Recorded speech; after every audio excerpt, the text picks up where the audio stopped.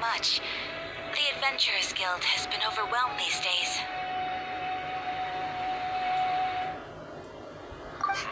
No worries at all. We've always valued the strength of adventurers. Given the current situation, it's vital that we all work together.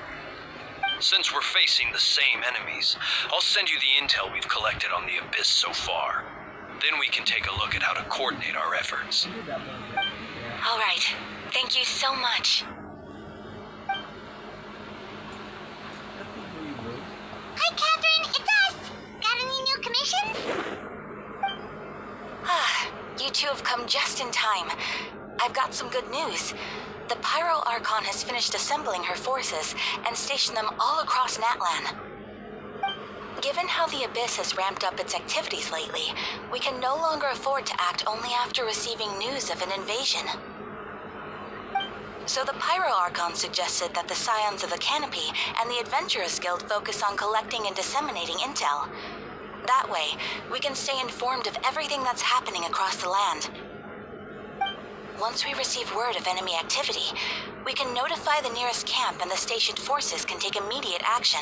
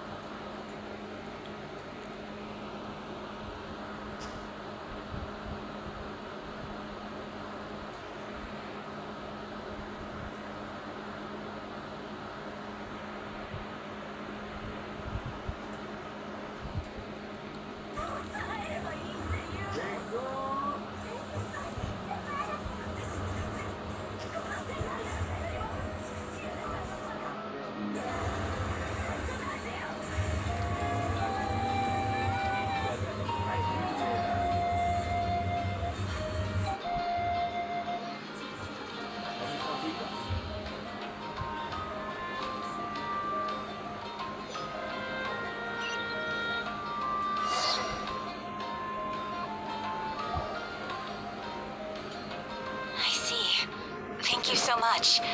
The Adventurers Guild has been overwhelmed these days. No worries at all. We've always valued the strength of adventurers. Given the current situation, it's vital that we all work together. Since we're facing the same enemies, I'll send you the intel we've collected on the Abyss so far. Then we can take a look at how to coordinate our efforts. All right. Thank you so much. Hi, Catherine. It's us. Got any new commissions? You two have come just in time. I've got some good news. The Pyro Archon has finished assembling her forces and stationed them all across Natlan. Given how the Abyss has ramped up its activities lately, we can no longer afford to act only after receiving news of an invasion. So the Pyro Archon suggested that the Scions of the Canopy and the Adventurers Guild focus on collecting and disseminating intel. That way, we can stay informed of everything that's happening across the land. Once we receive word of enemy activity, we can notify the nearest camp and the stationed forces can take immediate action.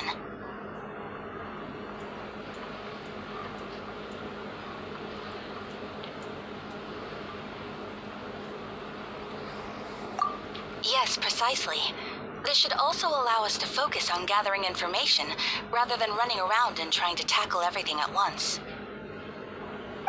So please also take a chance to relax, you two. You've been working hard these days, and this will be a good opportunity for some well-deserved rest. So that's the plan. Whew, we can finally stop and take a break.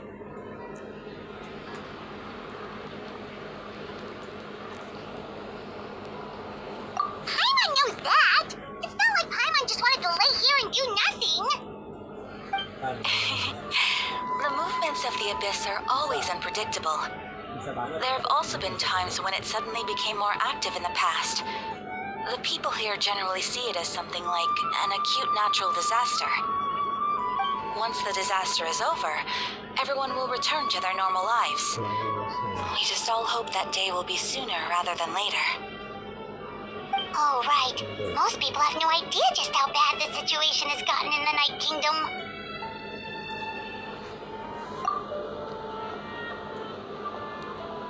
Oh, hey, Kachina! Are you feeling better now?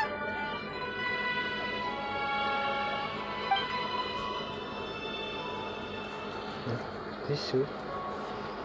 Hanya palsu dan pecahan aneh.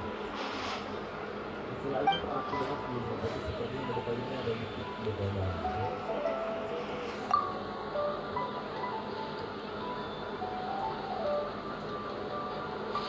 Apa di balik langit? Balik langit pecahannya, guys.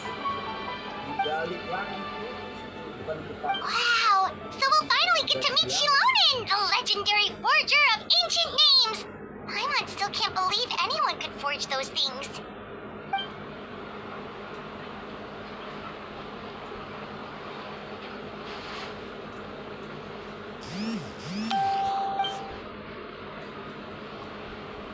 Bukan sekarang.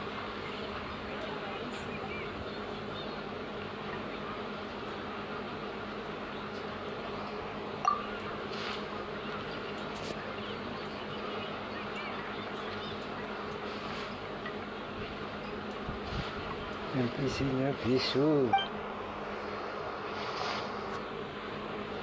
Hey, have some confidence in yourself, Kachina. After all, you're already a victor of the Night Warden Wars.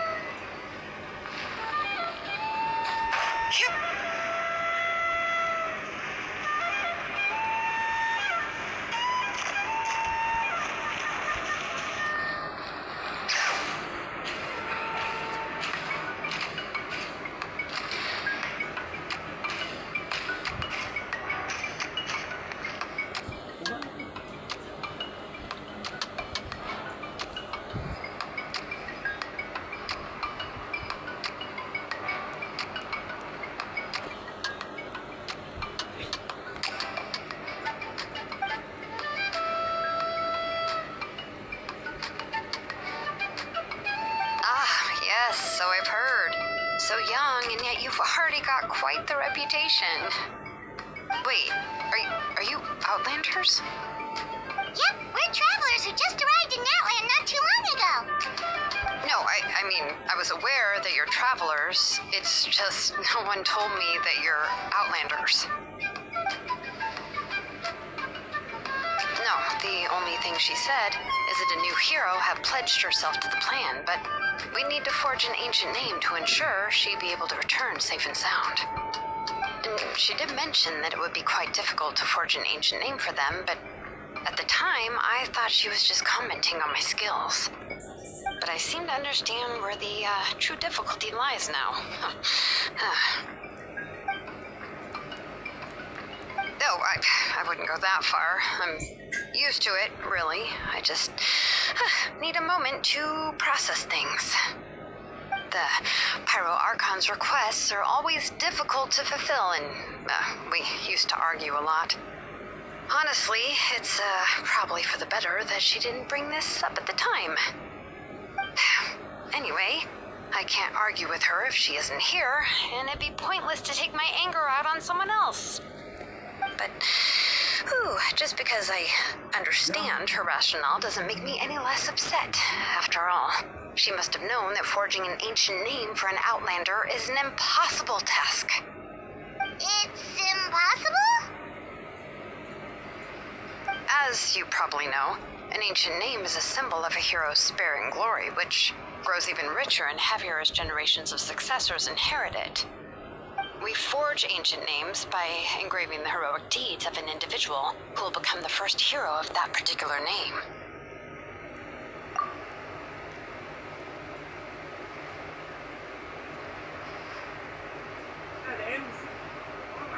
But they were all performed outside of Natlan, correct? Yeah, that's right. Then those deeds haven't been recorded by the Night Kingdom. To take it one step further, even if you had performed heroic deeds in that land, as an Outlander, your actions still wouldn't have been recorded by our lands.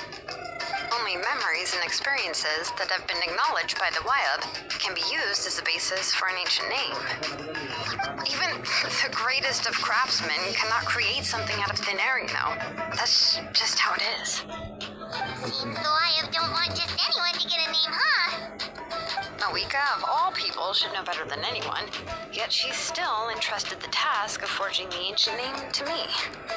Oh, Paimon gets it. Nobody's happy being asked to do the impossible.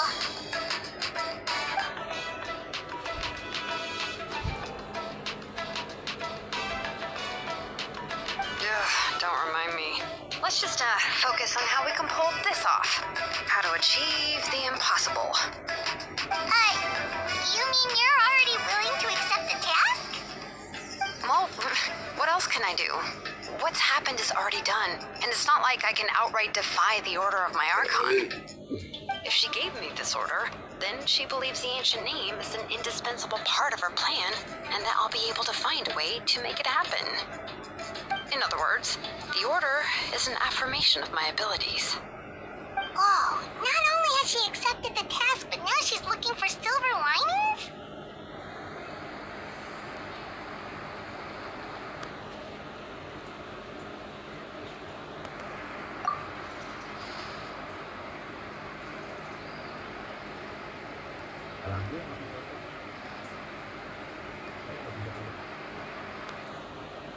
The key is getting the Wyab to somehow acknowledge the traveler's existence and record her heroic deeds.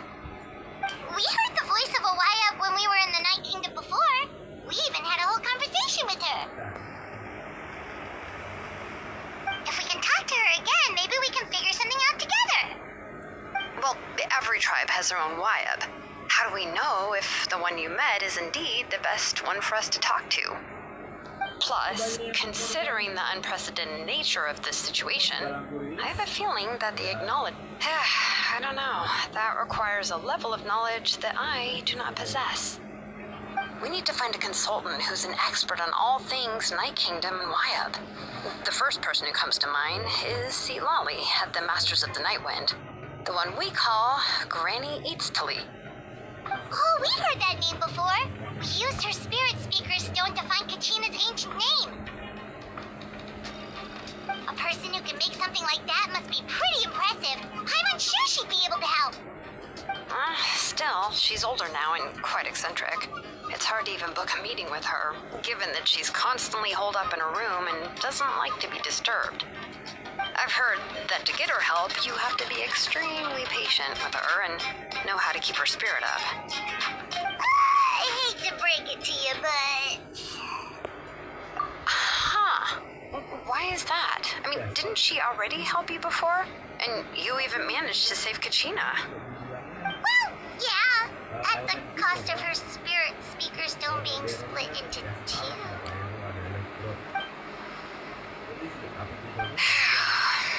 Great going, Malika. We're already off to a rocky start here. In that case, I guess your only option is to try to emphasize that this is an important order from the Pyro Archon. Hopefully, Lali would still want to show respect to the Archon. I'll also write you a letter on your behalf.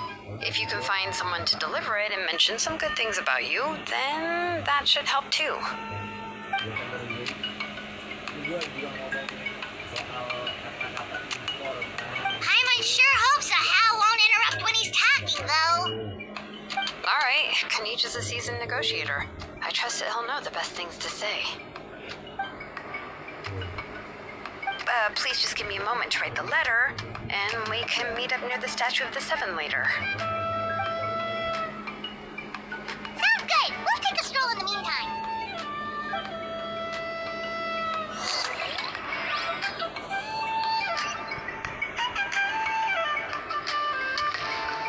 Bring it!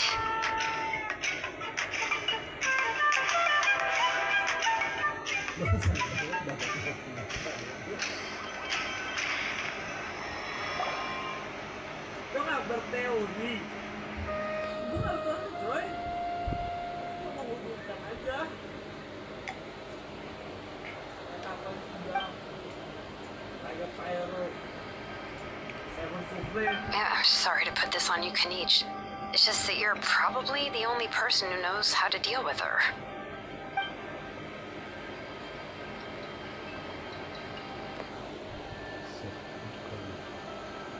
Suaranya hilang. Oh, wait, so Kachina and the Traveler also know about the plan?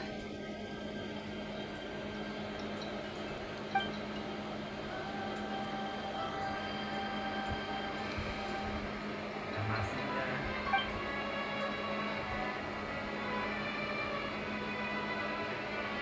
Right. She mentioned there are 6 heroes and that Shilonen is one of 4 that have already been acknowledged. Oh, well, then I suppose there's no need to keep any secrets between us. Having companions walk by your side is perhaps the best solace when facing such a bleak reality. nah, tapi yang gue tungguin kebenaran sedalam itu. Mungkin itu nunggu apa dari 5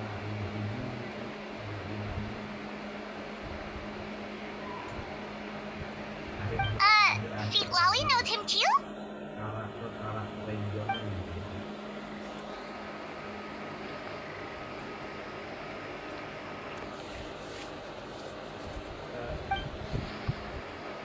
Kalau bener Given how the Masters of the Nightwind love to babble about dreams and revelations, they're already a pretty strange bunch to most. salah, I've never met Auroran, but if they consider him the odd one, he's got to be pretty far out there. something yang serba goreng abis-abisan kan. Huh. Makes sense. But Paimon wonders how Seat Lolly could be the first one to notice Auroran's disappearance if she spends the whole day in her room. Bagus. Agak betul-betul. Nah, kalau salah, habis lagi goreng semua.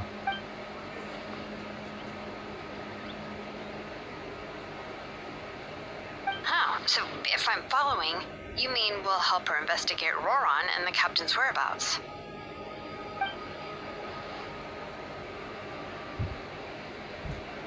Oh, sininya. Apa sih ini berarti ya? Yeah. Plus, we kind of owe her one anyway to make up for breaking the spirit speakers down. This is a pretty well thought out plan, as expected of Molly Poe Kaniche. Then, yeah, I'll leave my letter to you. Let's hope Seat Lolly can meet at the stadium in 2 days.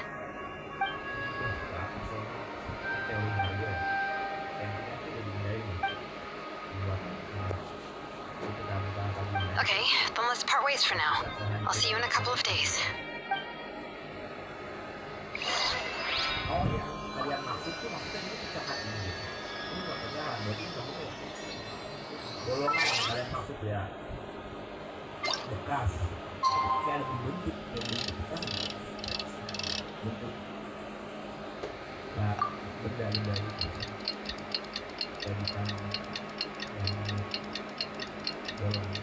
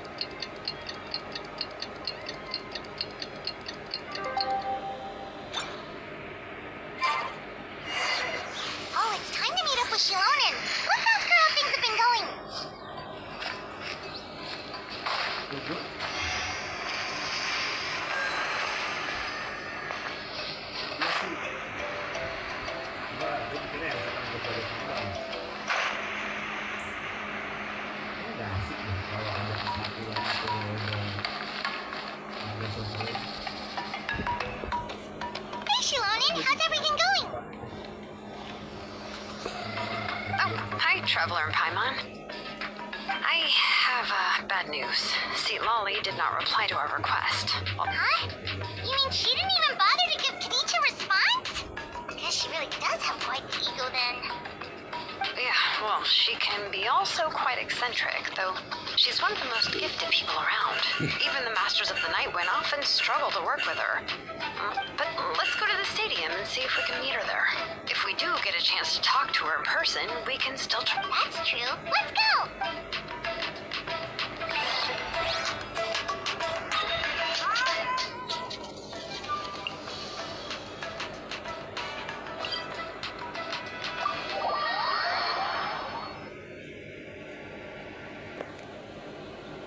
Sama anjir, sama.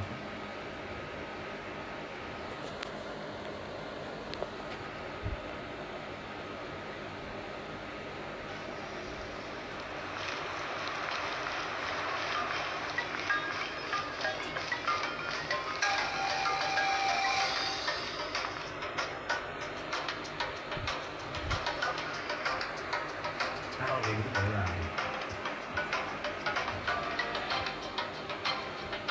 Paimon doesn't see anybody. Seems she's just not gonna show up, huh?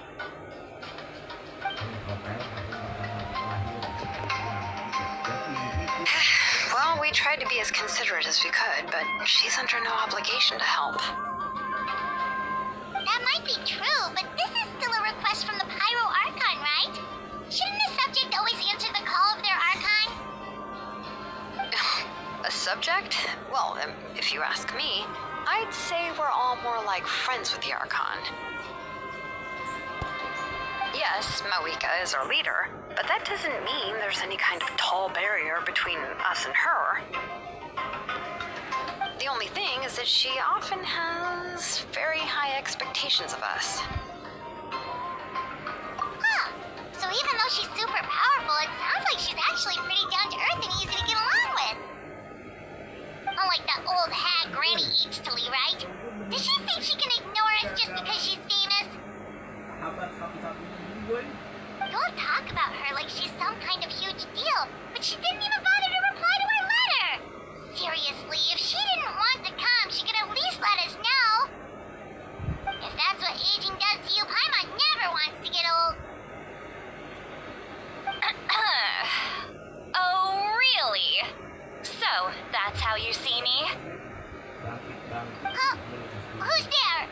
Who's talking next to Paimon? Oh, don't mind me. I'm just a disgruntled old hag, right? Come on, relax. I'm sure my bark's worse than my bite. Huh? See, Lolly. Wait, you're Seat Lolly? You're Granny Eatstily? Yes, Granny Eatsley. But emphasis on Eatsley, not Granny. You must know this trope from light novels, surely. They use it all the time. The young man who's actually the oldest person in the room. The girl next door who turns out to be a seasoned veteran. The wise sage who looks like a little kid. Oh, wipe that look off your face! You've seriously never seen an older lady that doesn't look her age? Okay, well, don't go thinking it's a trick either. See? I'm barely wearing any makeup. Did I forget to mention, she's called Granny, but she's actually pretty young. It was an honest mistake. I guess we've just gotten used to it. I'm sorry. So, how old are you actually? What? How dare you? Don't you know it's rude to ask a lady her age? Paimon really didn't mean to offend you, it's just that your case seems really unique. Oh, Paimon just wanted to apologize, but now she's putting more and more of her foot in her mouth. Really, Paimon just got a little mad since we thought, well, you were gonna leave it. It was my idea to invite you here, Seat Lolly. So if you're upset, you can just take it out on me. All right. I was only joking. I didn't mean to chastise anyone. There's really no need to take all this so seriously. If anything, I'm gonna feel awkward if we keep this going. I received Kenichi's letter and was planning to attend this meeting. Since I had already decided to come, I figured there was no need to draft a reply that simply said, "Understood." Besides, just showing up is the most important part, no? But, of course, it's also natural for people to get held up by one thing or another as they're trying to leave the house. It certainly was a bit awkward to see that everyone else had arrived before me. At first, I was thinking of quietly sneaking over, but since you were already here waiting for me, I started to think about how I should phrase my apology, only to hear you all talking smack about me. Anyway, that's the whole story. Honestly, it's not like I owed you an explanation anyway.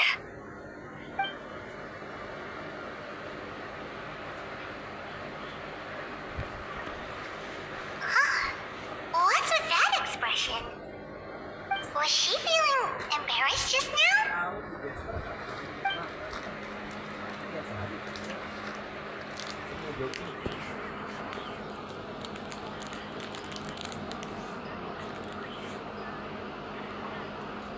When the Masters of the Night Wind said they struggled dealing with her, I wonder if the feeling is mutual.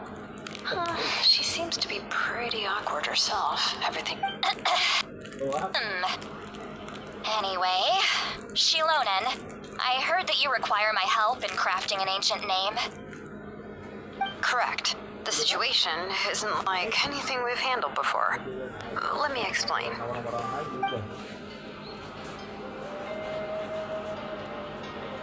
I see. So Mawika has asked you to forge an ancient name for an Outlander. Well, that would be a first. And you've also heard all about Auroron. I must say, he's always been a good kid. I can't see him joining the Fatui of his own volition. He must have been coerced somehow. Yeah, that's what we came here to ask you. We'll help bring Auroron back if you help us solve the problems of forging the ancient name. What do you think?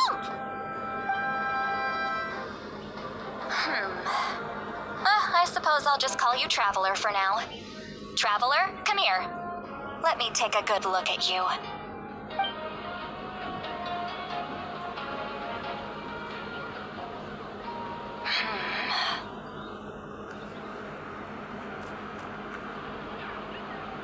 Wealth leads to unending conflicts between people. Yet you alone transcend the value of gold. Baleful thunder and wrathful waves bring terror to mortal hearts. Yet again and again, you've braved them to find new worlds. O weary yet free soul, even the most verdant leaf in the forest will pray for your happiness and safe passage. Those are all the things that I could see in you. You've experienced far more than even most mortals could dream of. You possess the heart of a sincere hero, along with the conviction to lift a torch above your head and walk headlong into the night. Huh? Don't move. There's something here. Huh? What thing? Don't scare Paimon. Is the Traveler gonna be okay? Shoo! That should do it. You've just returned from the Night Kingdom, so some fragments of souls were still stuck to your body. No need to worry. I've just cleared out the last of them.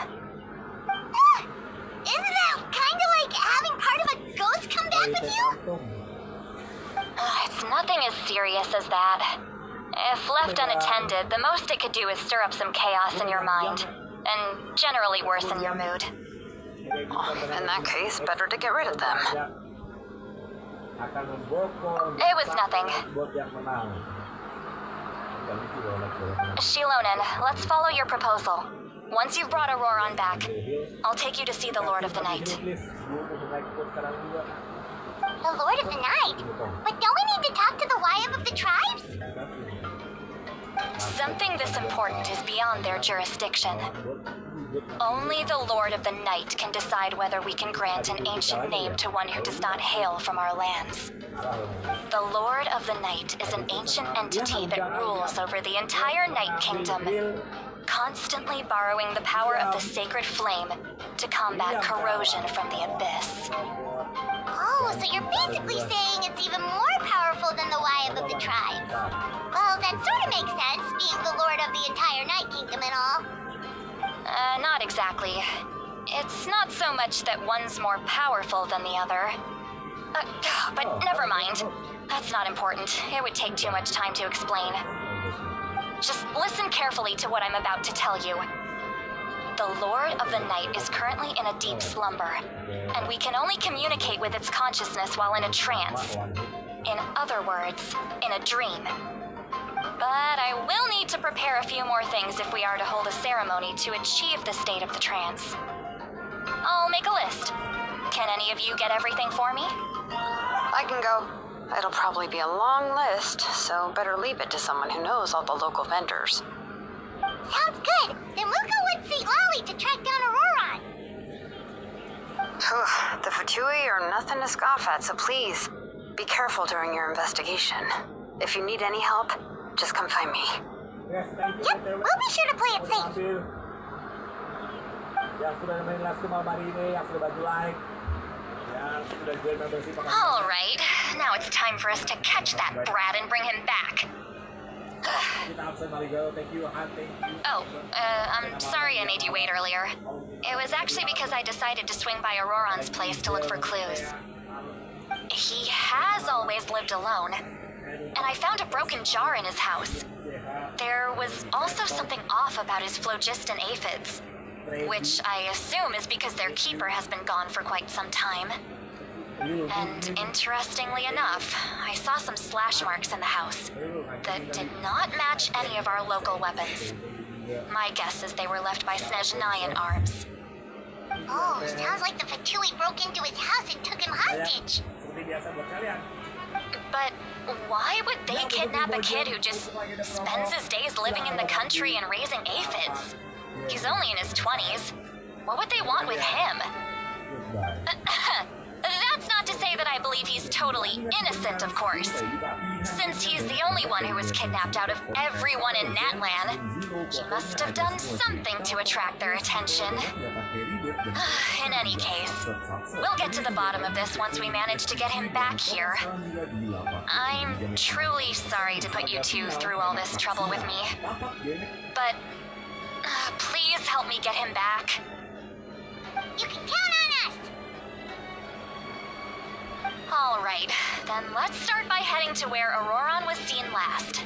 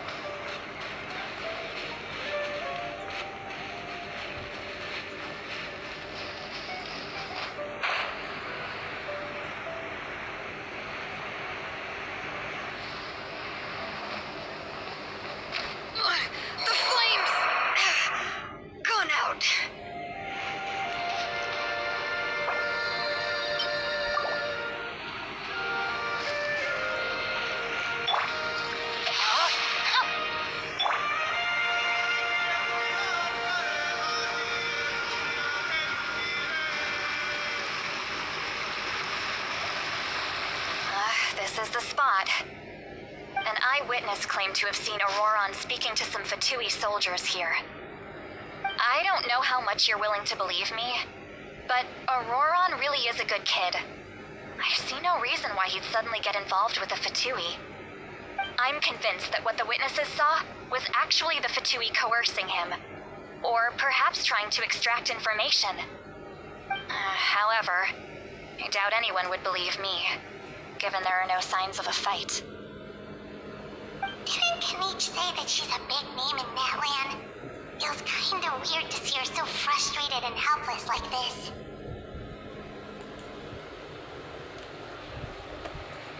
Auroron? Well, he was left at the side of the road as an infant, and the people of the tribe took him in. You could say that everyone had a hand in raising him. He learned a lot from us, and once he reached adulthood, he built himself a house out in the countryside. He spends most of his days growing vegetables and raising aphids, living off of what he harvests from the garden. He's always been such a good kid. He would even get his friends to deliver whole bags of fresh produce to my place.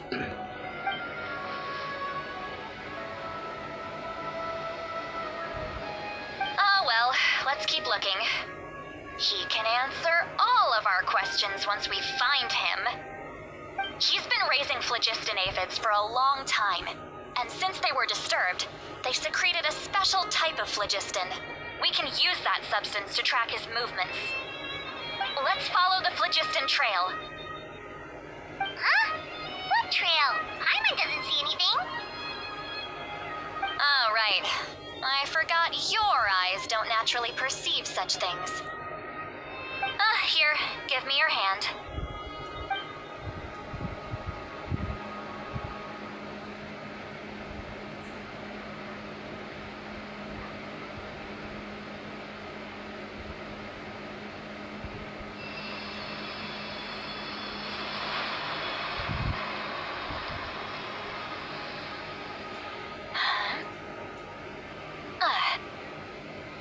How about now? What do you see?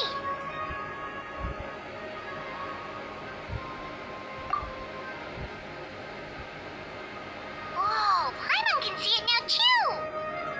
That's right. I used a spell to temporarily transfer a portion of my senses to you. For a short while, you'll be able to see the phlogiston too. Wow, you can even share your senses with us? First time Paimon's heard anything like that. It requires a very rare spell that most people aren't adept at. But don't worry, it's a cinch for me. Between the two of you, it seems the Traveler's senses are a bit stronger than Paimon's. When I held your hand just now, I could sense that you've got a great affinity for phlogiston. You're extraordinarily gifted. Anyway, we'll need to use our vision now to track down Auroron. Good luck, you two. Over here, this way! See, Lolly might say a lot of deep and confusing stuff, but this spell of hers is really something. What was that? Oh, Paimon was just complimenting you. Really?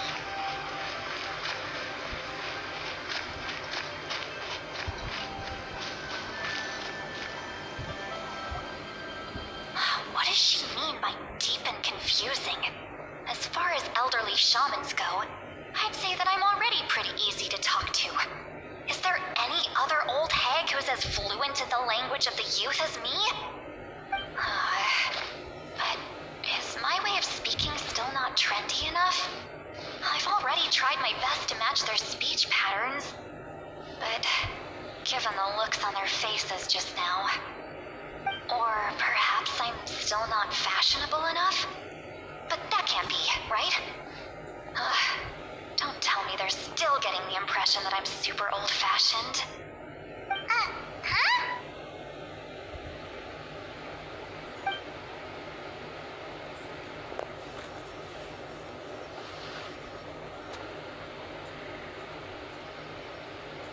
Was that Seed Lolly's voice?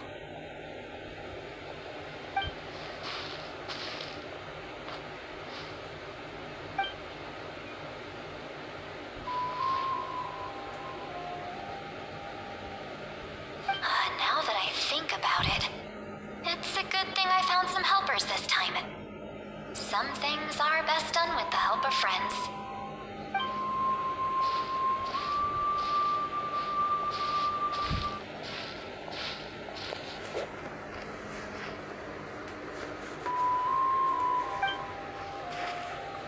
Oh? They appear to be feeling quite confident. Looks like our work will go smoothly.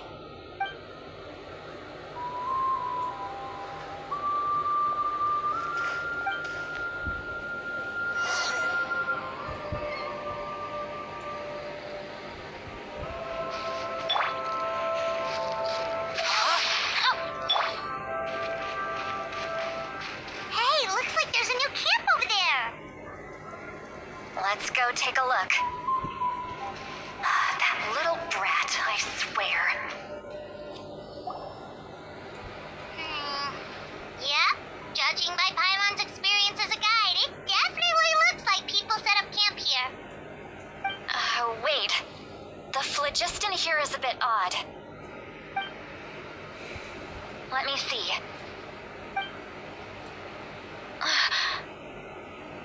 Paimon sees a small shape here. Could it be some sort of symbol? This is a distress signal for the Masters of the Night Wind. Only someone from our tribe would recognize it. So Auroron was indeed being threatened.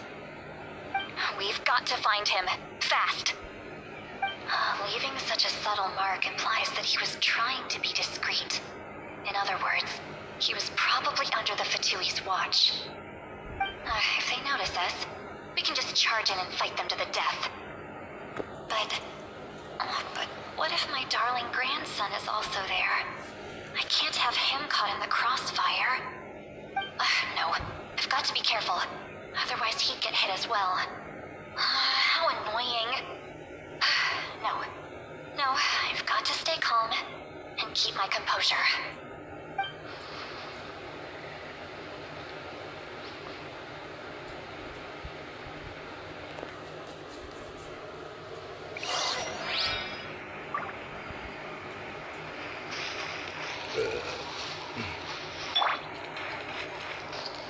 No, my sword!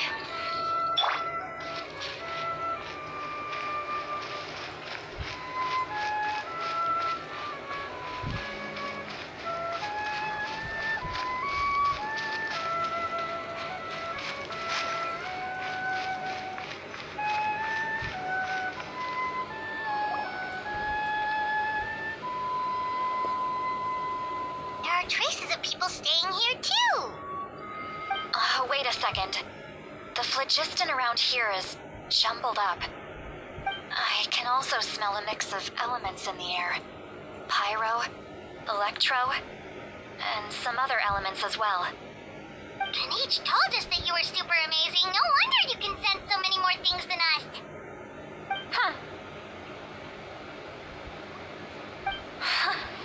It's about time that little brat said something nice about me. There are signs of a struggle here. Judging from what's left on the scene, there must have been a fight. But after that, the factions seem to have gone their separate ways. Do you still remember the little mark we found before? Paimon's thinking, what if Auroron wanted to leave another distress signal, but was caught by the Fatui?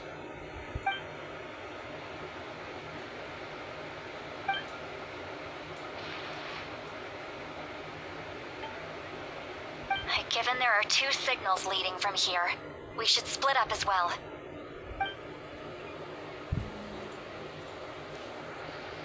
I'll take this direction, and leave the other one to you. Let's meet up again later.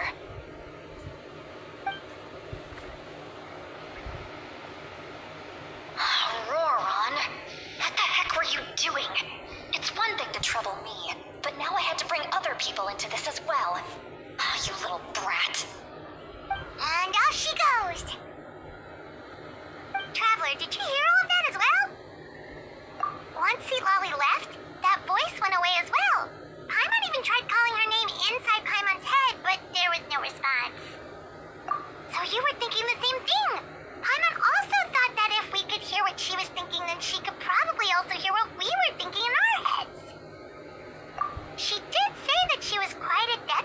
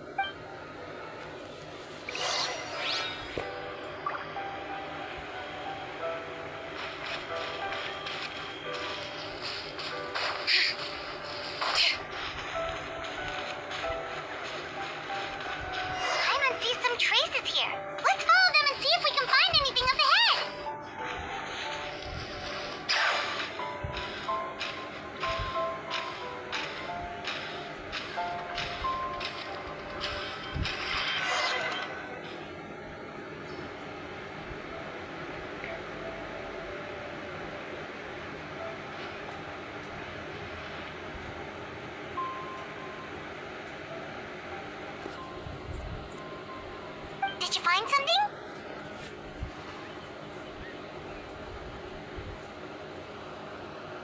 Huh. So we can't tell where Auroron might have gone from here. That's weird. The phlogiston trail suddenly stops. We can't make anything of these footprints either. But he can't have just evaporated into thin air, right? We know he wasn't alone. He had all those Fatui with him. So, you can hear the sounds of the wind from beneath the earth.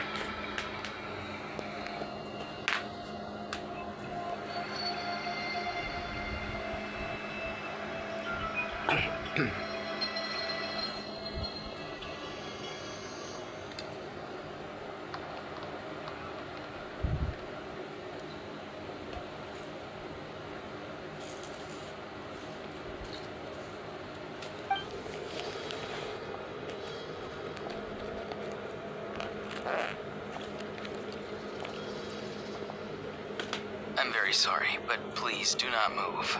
I have no desire to hurt you.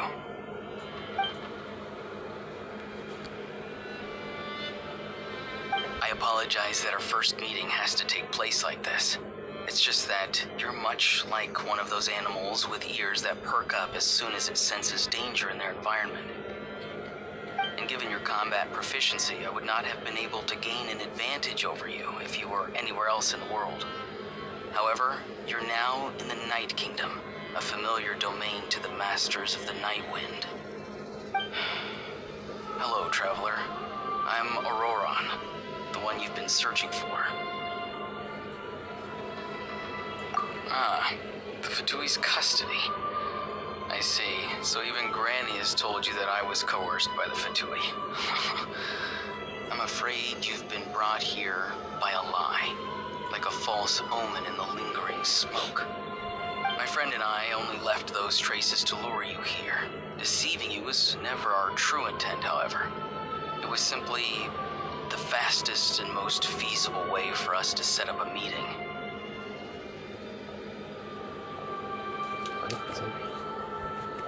Greetings, traveler from afar.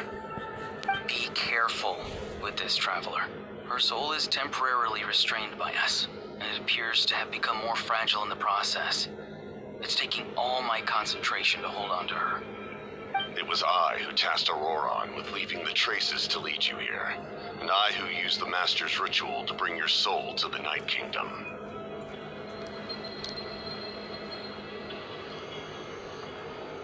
I've heard much about you from the past encounters you've had with my colleagues. Given the present situation in Natlan, I would like to sincerely request a formal meeting with you, in person. I will use the opportunity to explain my goals and motivations to you, as well as why I mistrust Malwika, the Pyro Archon. I believe there is little reason for you to blindly follow her plan. If you would like to hear our intel, then find us to the east of the stadium. But remember, not a word of this to anyone. I would like to avoid any further conflict.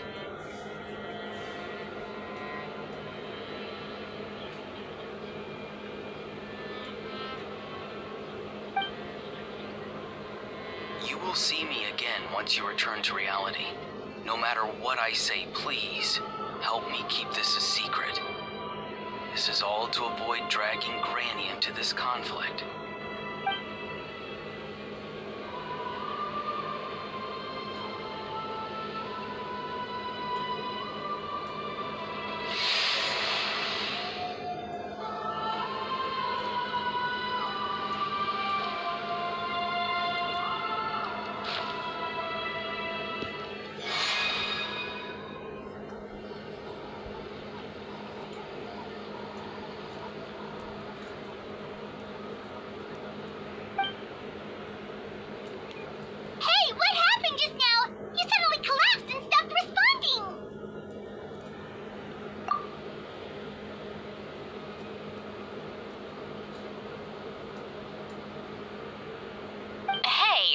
Why are you sitting on the ground? Are you okay? See, Lolly! She froze for a moment and then just collapsed to the ground! Could it have been those leftover remnants from the Night Kingdom? Do you have any itches or pain anywhere? Don't worry. We can take a short break. Sorry, I know I asked for your help. But had I known you were feeling unwell, I wouldn't have taken you on this trip with me.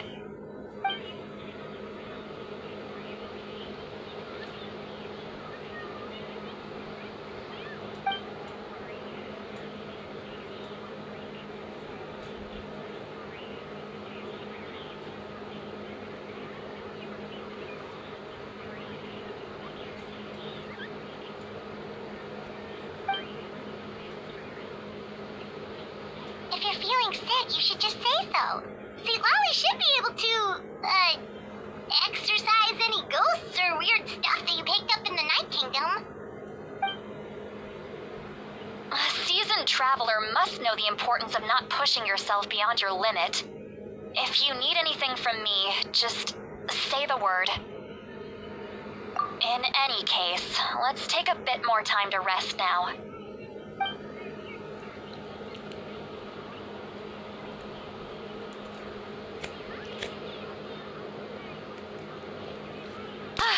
Need to be more careful next time.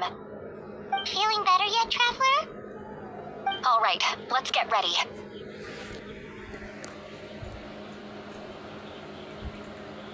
I followed my phlogiston trail earlier to a stronghold guarded by soldiers. I have a feeling that Auroron is probably being held inside. Oh, so it's close by. Then let's head over right away. Well, I recruited you to be my helper, which means we're in this together. Like the wind and the clouds. We either move as one or not at all. But if you want to make it up to me, then just be sure to fight extra hard when the time comes.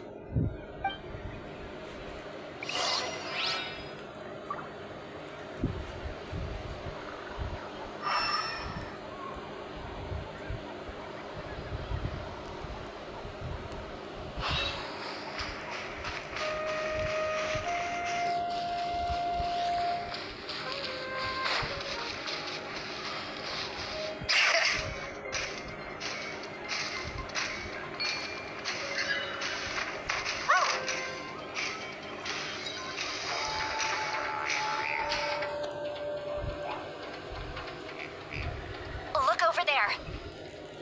Huh? I don't think she sees someone in the middle of the camp. That's Auroron. So he really was taken by the Fatui.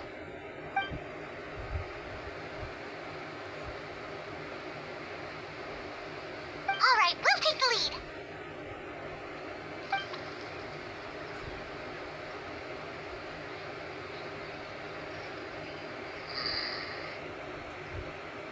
Hey, quit daydreaming. Don't you have work to do? I cannot see the sun. What? Without the sun, I cannot see the truth. You are currently blocking the light, so I must beseech you to move aside. Huh? Okay, Mr. Philosopher. That's enough mumbo-jumbo. Wow. I'm going to rip that guy's head right off. See, Lolly's struggling to control her temper now. Are you ready? Let's go kick their butts. On my count. 3, 2, 1.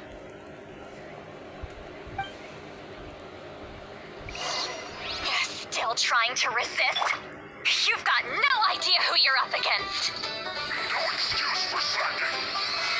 Stabilize. Rain outlines the fate. This is where you fall. Overruled.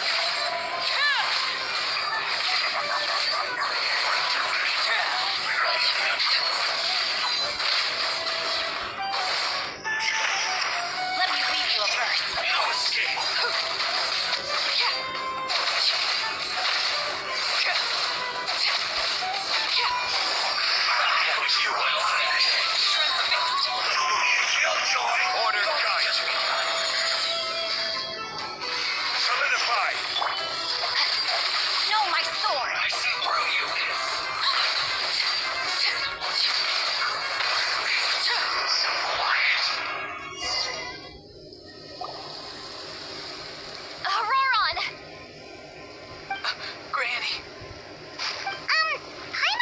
she's called Granny Eats to Leave, but it's still kind of weird hearing someone actually call her Granny. And greetings to you too, other Granny. What did you just call her? Granny. Is that not right? You are Granny's friend, are you not? You seem to be approximately the same age as her, so I figured you're... How many times have I told you? It doesn't work like that. There are a lot of people who look about the same age as me. You can't go around calling everyone Gramps or Granny. Oh, wait. He's not a child, is he? Don't tell Paimon he's one of those people who look like an adult but are actually only 8 or 9 years old. Oh, your words have pierced my heart like a thorn vine. Given how hard those thorns are to remove, I may just need to find a pair of tweezers. Why are you so upset? You can just say yes or no. Of course I'm not a child. It's just Granny always taught me to show gratitude where it's due. And since the Masters of the Night Wind raised me collectively, I basically see everyone above a certain age as an elder I should look up to.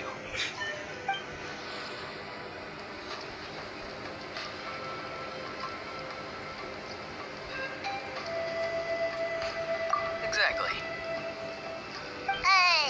But if you keep that up, then everyone's going to be your senior. And do you think saying all of this is gonna save you from a scolding, Auroron? Haven't I told you 100 times since you were a kid? Heed the 3 warnings. Be wary of beasts prowling around, scammers looking for their next victim, and strange people who appear out of nowhere. Oh, so you do remember, and you just chose to ignore them. I always knew that living on your own was going to get you into trouble sooner or later. But getting kidnapped? That really takes the cake. You won't always be able to rely on other people coming to your rescue, you know. You're just lucky we got here when we did. Or we might be launching another search and rescue operation to find out where they put your I'm sorry, Granny. I'll be more careful next time. Next time? Oh, good one. You think there'll be a next time after this? Not a chance.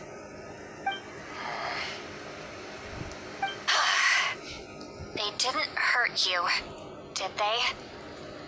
No, they just asked me a lot of questions about Natlan's terrain and made me draw a map of the ley line distribution.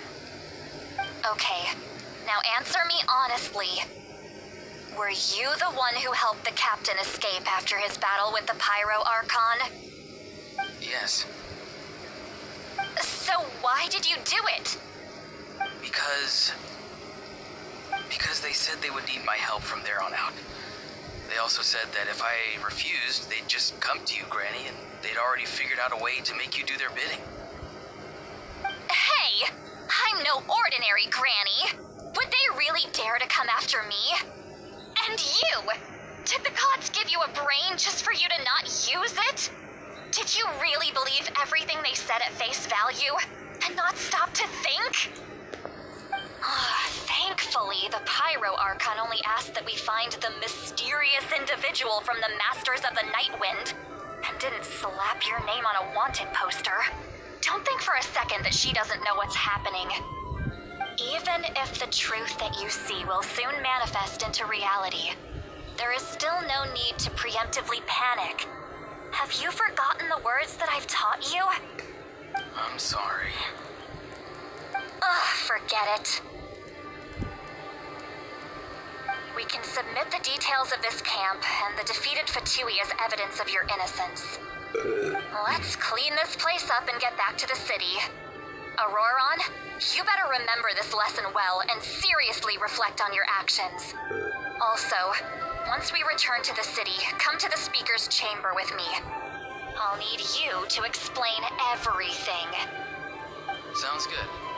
Should I bring some of my homegrown vegetables as well? Your vegetables? Yes. I grow a lot of fresh produce in my garden. I hope the Pyro Archon won't be too picky about the selection. Now's not the time to be thinking about that. If you do come face to face with the Pyro Archon, the first thing you should do is... Recite the 3 warnings. You should emphasize that you were not in cahoots with the Fatui! How exactly did the Masters raise this guy? Oh, right.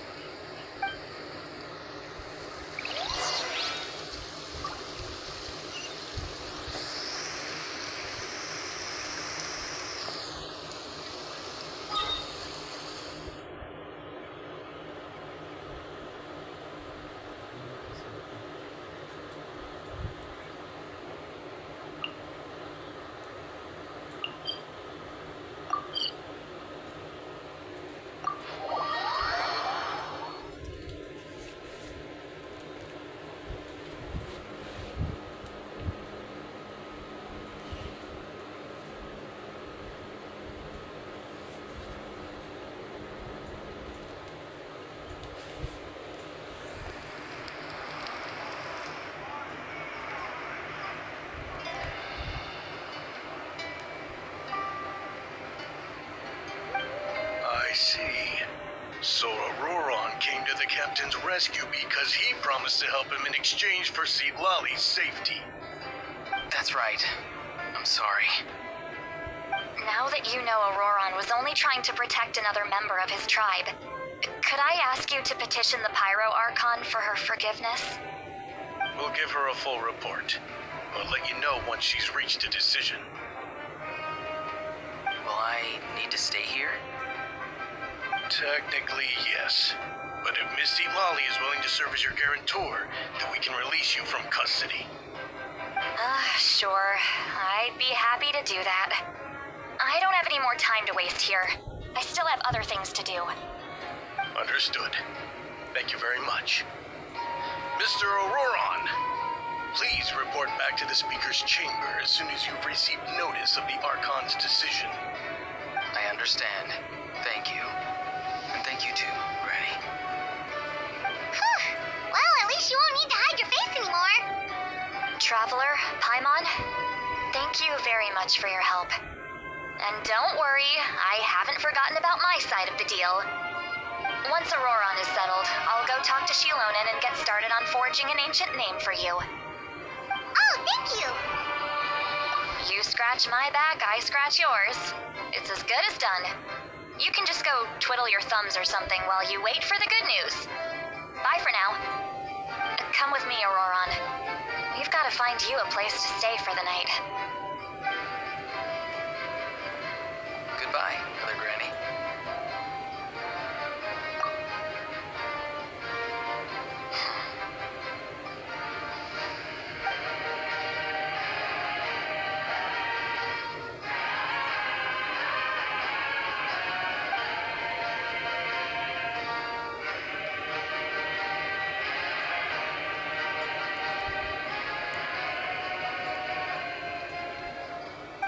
We're finally done. All right, it's time to find some grub. Huh? What is it, Traveler?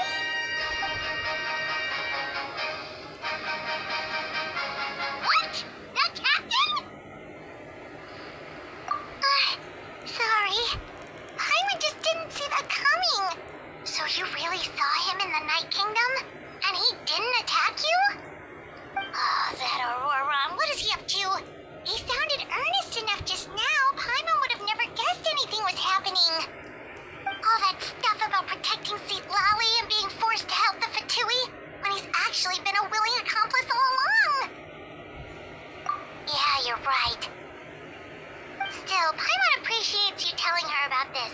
Paimon will support your choice no matter what, so if you want to go, we can go together. We still have another whole day before the meeting, so we'll just meet with them when the time comes.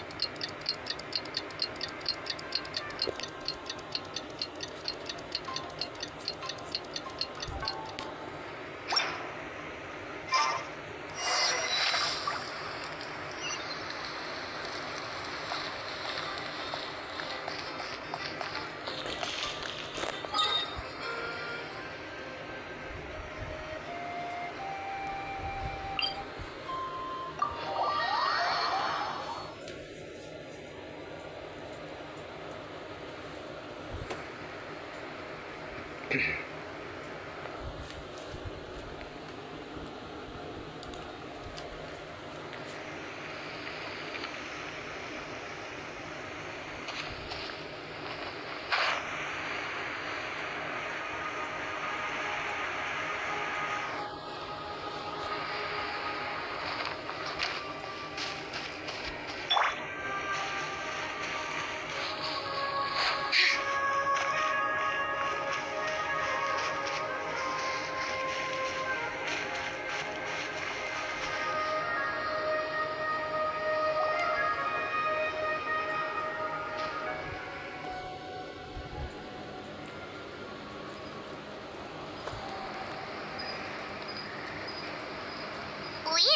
Paimon doesn't see anyone. Oh, please don't let this be a trap.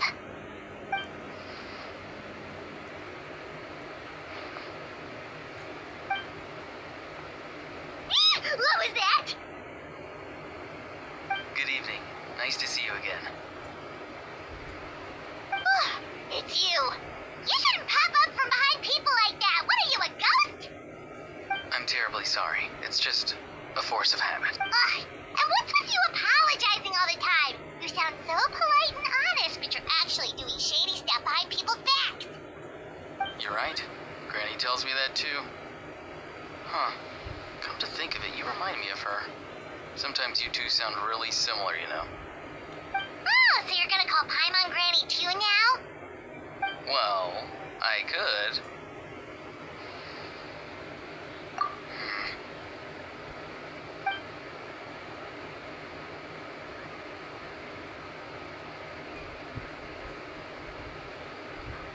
It's all clear. Over to you. Excellent. The fact that you showed up proves that I was right about your character. Yet, there's been a lot of talk about you. Child told me that you're passionate about the unknown and willing to take risks.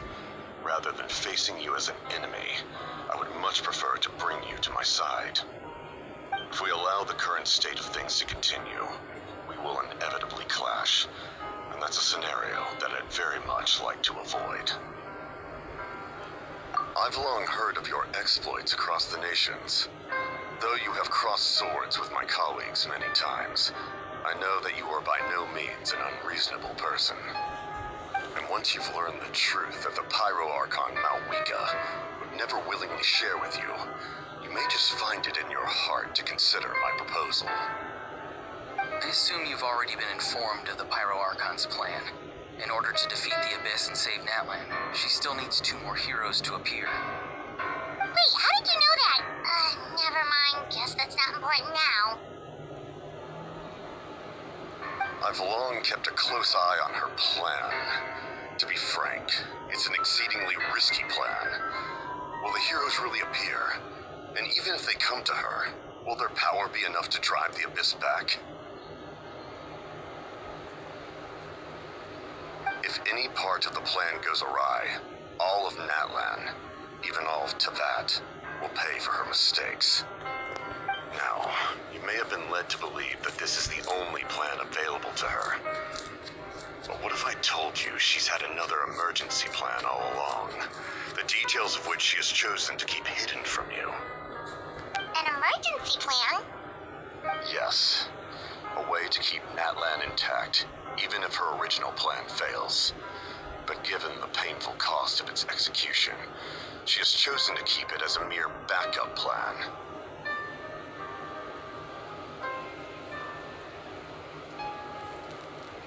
Whether this stems from hesitation, fear, or even naivete, I cannot say.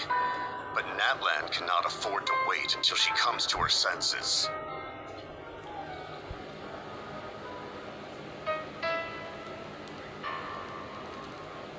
My fear is that given the enormity of the decision, she will be reluctant to confront the dire reality we face until it is too late.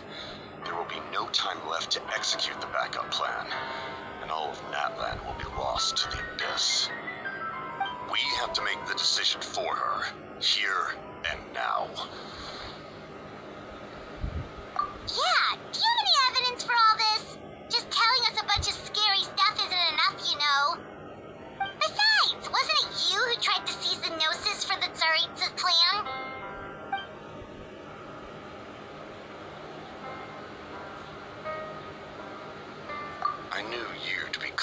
to see. That's right. I did not seek the Gnosis for the Tsaritsa. Since I was defeated in battle, I must put to rest my thoughts about the Gnosis. But even so, my desire to save Natlan remains unchanged. And now, I have found a new way to solve the crisis. We can implement it immediately if we reach an agreement.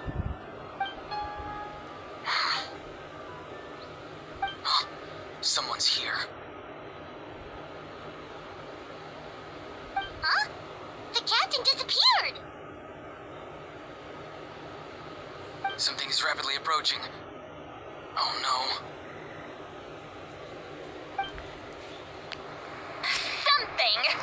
Bad news, chump. It's your granny. Ugh. See, Lolly? When did you get here? I knew something was amiss after we were separated. Hidden ceremonial tools, an unconscious traveler. I must say, I'm very curious about what you're up to. How dare you go behind our backs like this, Auroron? Colluding with the Fatui? Really? Ugh. Oh, here we go again. Cat got your tongue, huh? You really think you can avoid a scolding just by staying quiet? I'm not trying to avoid anything. Oh, and now you're talking back. Well, go on then. Explain yourself. What the heck? I'm sorry, Granny. I feel so guilty. You! That's it! Where are my tools? I swear if I don't teach you a lesson right here and now, I'll... Wait, Lolly! Please, calm down. We, still learned a lot of info, didn't we? Like the fact that the captain isn't trying to seize the Gnosis anymore. So, maybe just save the scolding for later, okay? Listen well, Auroron. You're only getting out of this now because of the Traveler's plea. This isn't over. You hear me? You're right, Traveler. Let's go. We can discuss this more back in the city. You two keep an eye on Auroron for me, okay?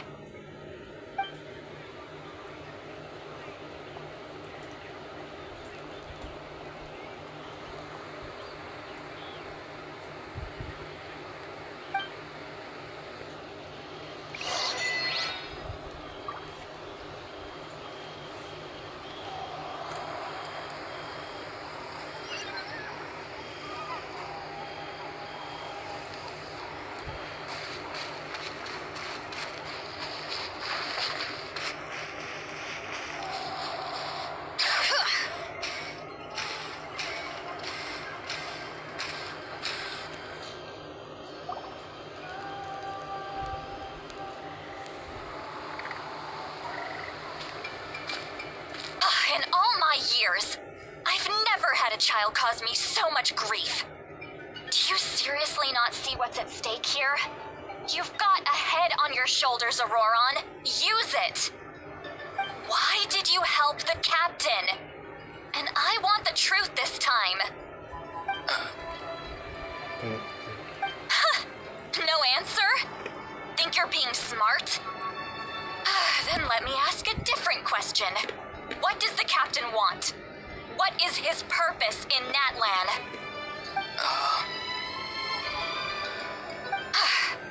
Really? You're just going to stonewall me?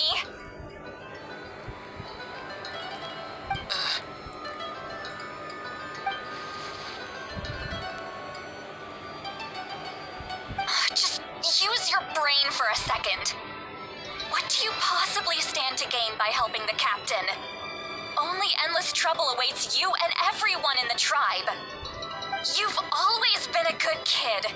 Why would you throw that all away now? If you're worried about something, just talk to me. Granny would much rather we had a conversation instead of constantly clashing like this. Why is he staring at us all of a sudden? I'm sorry that you have to hear all this.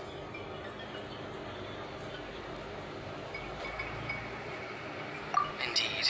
As it's like going to visit a friend at his house, only to suddenly hear your friend berating a naughty Saurian. Well, that's an oddly specific analogy. Wait, did one of your friends really do that? Yes. And every time my friend scolded his Saurians, they would look at me the same way you're looking at me now. Helpless and embarrassed. Wait, but you're the one getting your head chewed off. Stop making this about us! Indeed, you've got a point. Then please just hang in there for a little while longer. Granny should be done with her scolding session soon. Oh? You dare gossip between yourselves instead of listening to me? You... Sorry, Granny. Sorry, Granny. Sorry, Granny. You know what? Fine. I'm perfectly aware that everything I say goes in one ear and out the other. You're all grown up now, so why would you listen to an old hag like me? You say all the right things, but then you go and completely ignore me. Well, if that's how you're going to treat me, you can stop sending Aoife over to my place to deliver your stupid vegetables. I don't need anything from you.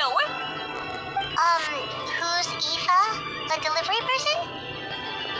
That's irrelevant. The point is, he hangs out with this kid, so he must be no good. You kids get to a certain age and suddenly act like you know it all. There's nothing I can say to get through to you. Auroron, if you're still thinking about that so-called duty, then please, just forget about it. The ley lines did not fall to this state because of you. And we've long closed the book on that incident.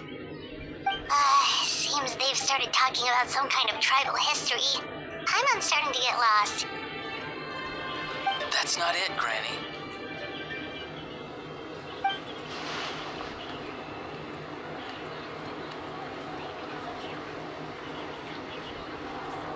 I know you tend to get down on yourself when you're upset, but I can tell I really hurt you this time. All I can say is I'm sorry. His voice. Auroron! Where have you gone? It sounds like he's somewhere super far away, but isn't he right here in front of us? I'm really sorry. It's up to all of us to do everything we can to save Natlan. So I've got to go. Get back here this instant! Auroron! What is this? Powder from plant spores? Is that the trick he used? What just happened? How was he able to suddenly get so far away like that? It's a trick of his. If you grind spores into a powder and spray it in the air, it can be manipulated to create an illusion. He pulled it off flawlessly. He must have put a lot of time into perfecting it. Don't tell me that's how he's been hunting in the fields these days. Oh, couldn't he have picked up something more useful? Little brat. That's it. The next time we meet, I'm definitely going to break his legs. Whoa, that's a little extreme. But still, why does he feel like he needs to run from us? If his goal is also to protect Natlan, then can't we work together? I'm sorry for interrupting your conversation with them earlier. But even if you'd been able to hear them out, there's no guarantee you would have gained anything substantial. Auroron probably did everything he could to get away because he knew I'd get the truth out of him sooner or later. Oh, that brat. I swear.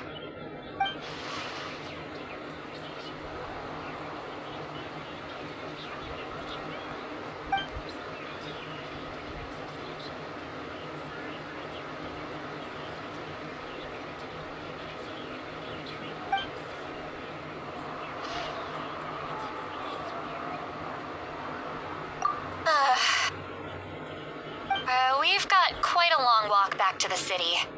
Let's take our time. It'll give me a moment to figure out how to explain all this.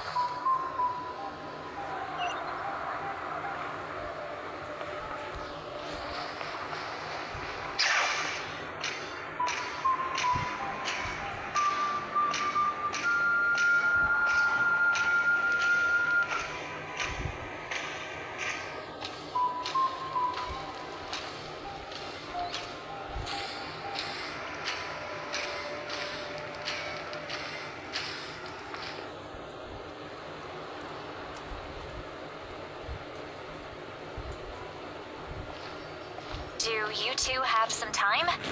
Feeling hungry? How about we get something to eat? Oh, right. It's been a while since we last ate. Now that we can relax, Paimon just realized how hungry she is. Then let's go. We can find somewhere to sit down and talk. Food and drinks are on me. How did this become Paimonville? See, Lolly looks quite down on herself. Alright. It's on Paimon this time. What's one meal to the best guide into that? So you can just sit back and enjoy, sweet Lolly. Paimon will take care of it. Hey, come on now. You won't even let me take you out for some food and drinks?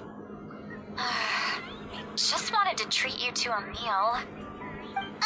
Are you sure? We can save you some Mora.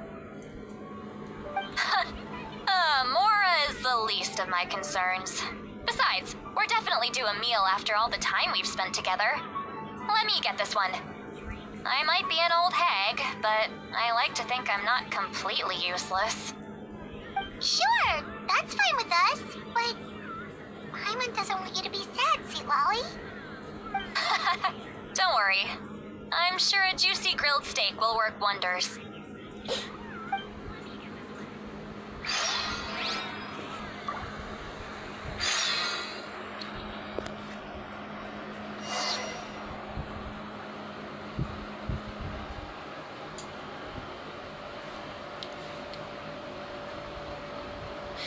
How many forging commissions do I still have to finish? Let's see.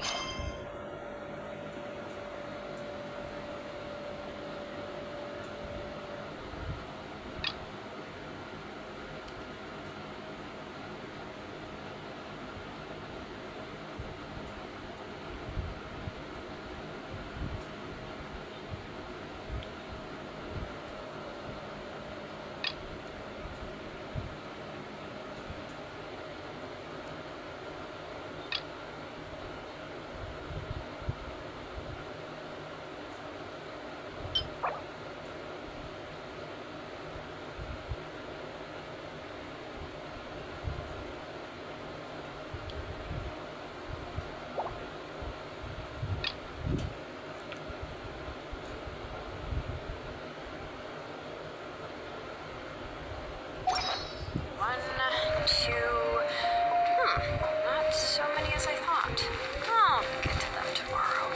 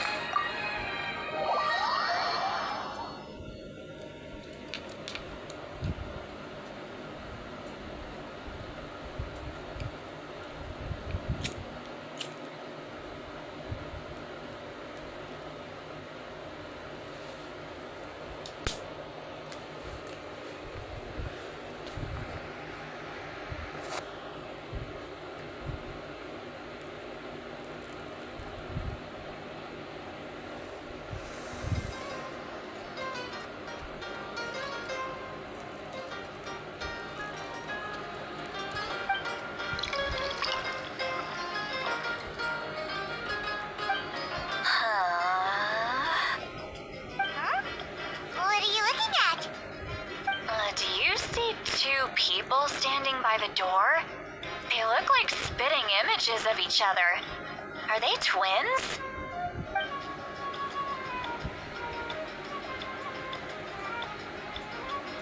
But Paimon only sees one person there. Huh? How could that be? I guess my mind isn't as sharp as it used to be. Give me another bottle, boss! Do you think she's drunk?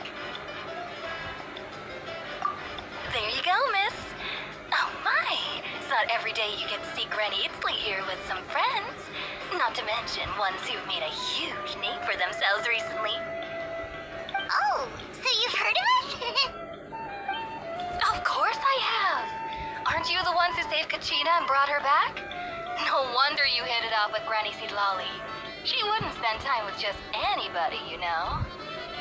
I don't even remember the last time I saw her with a new friend. Wait, so you call her Granny too? Well, given our ages, it'd probably be more accurate for me to call her my great-great-granny. She's one of the most famous people at the Masters of the Nightwind. Most days, hardly anyone even dares talk to her. Huh? Gossiping about me right in front of my face now, are you, Chanka? Oh, please, Granny, I wouldn't dare.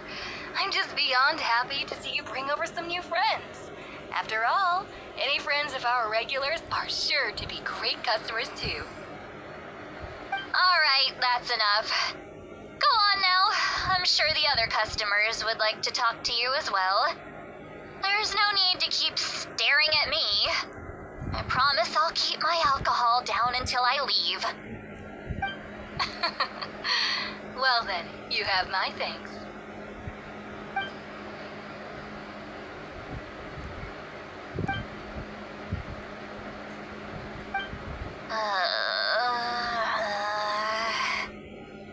Sidlali? Sidlali? Who's that? You got some gall calling me by my first name. Let me guess. You want to test your skills against Granny Eatsley, don't ya? Are you still with us, Sidlali? You're kinda talking to no one. You chumps come around here, picking fights with me? Well, you know what happens next. You lose, and then run off home to tell everyone about how I'm this big scary bully. It's always the same story.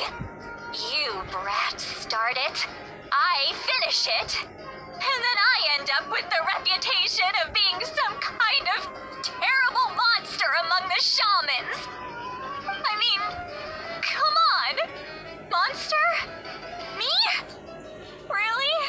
What did I do to deserve that? Granny Sidlali, you're not a monster at all. Exactly. And while we're at it, I'm not some lazy slacker either. Between meditation, advising the chief, and speaking with the Wyab, I actually have a pretty packed schedule, you know. Oh yeah. And I have to mentor all the new kids. Hey, new kid. Yeah, you. Don't play dumb. Didn't I teach you how to find phlogiston? You see? I know my stuff. That's more like it. About dang time someone showed me a little respect. Yeah, Granny's a hard worker, all right. You can always rely on old Granny.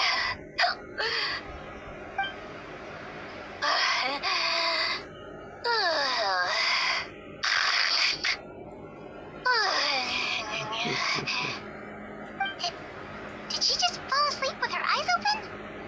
Oh, jeez. Behind this pitch-black curtain, a chapter of hatred reveals itself. Behind the smoke, the lingering smoke. She's meditating again. She does this whenever she's had a few too many drinks. Her mind's actually racing at this point. It's quite the opposite of sleep. Is this another specialty of the Masters of the Nightwind? No, I'd say it's an ability that's unique to Sidlali herself. While she can easily pick up everyone else's skills and tricks, few have been able to master hers. Warning, warning. Red, the color of danger, has now arisen within that pair of eyes. Huh?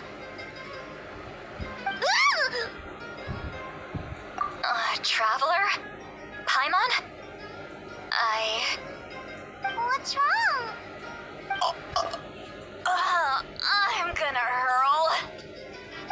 Hang on, just keep it in. Phew. Okay, it's passed. You had Paimon worried. Paimon really thought you were about to barf all over the table just now. How embarrassing. I'm sorry you had to see me like that. That's never happened before, I swear. I've never thrown up, not once.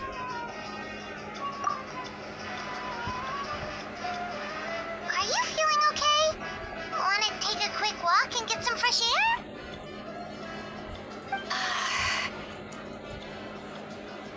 There's so much that I want to say, but I can't. Why not? Of course you can. Just say whatever's on your mind. Please, Paimon, it's not as simple as you think. We've only known each other for a few days, right? What would you think of me if I were to start dumping all of my complaints on you after we've only just met? Oh, Paimon gets it. You're hoping that we wouldn't think less of you no matter what you're about to say. No, that wasn't my point at all.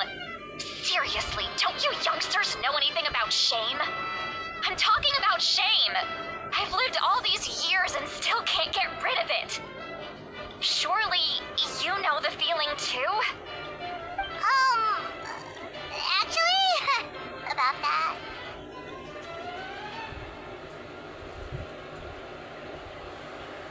Huh? Tell me what? Yeah, this is as good a time as any.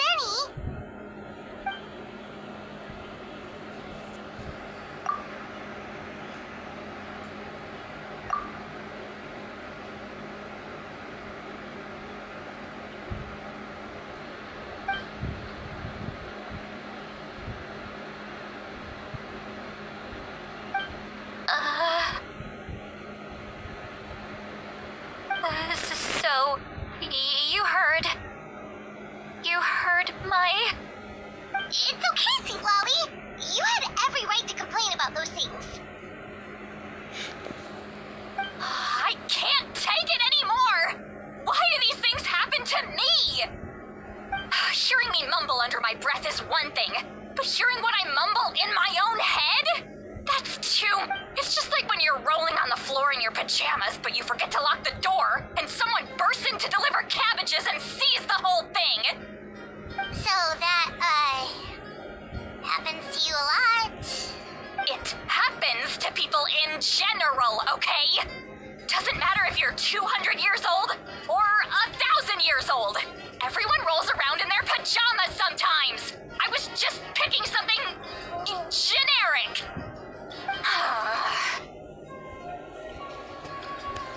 Take a walk with me. I have things to share with you. Looks like she's completely given up. Like those criminals who just confessed.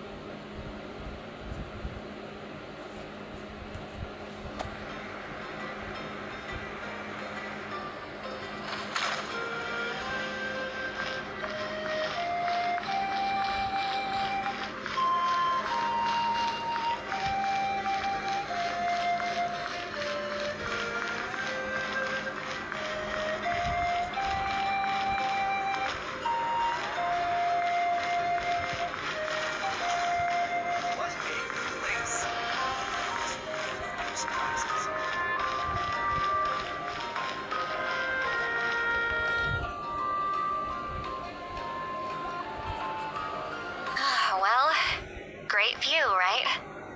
I love coming here by myself. Wow, it's beautiful! You're making me want to cry. Oh no, what do we do? Please don't cry! I was an expression, okay? A figure of speech.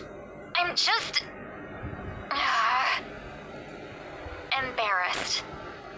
Here you are thanking me, even after you helped me all this time.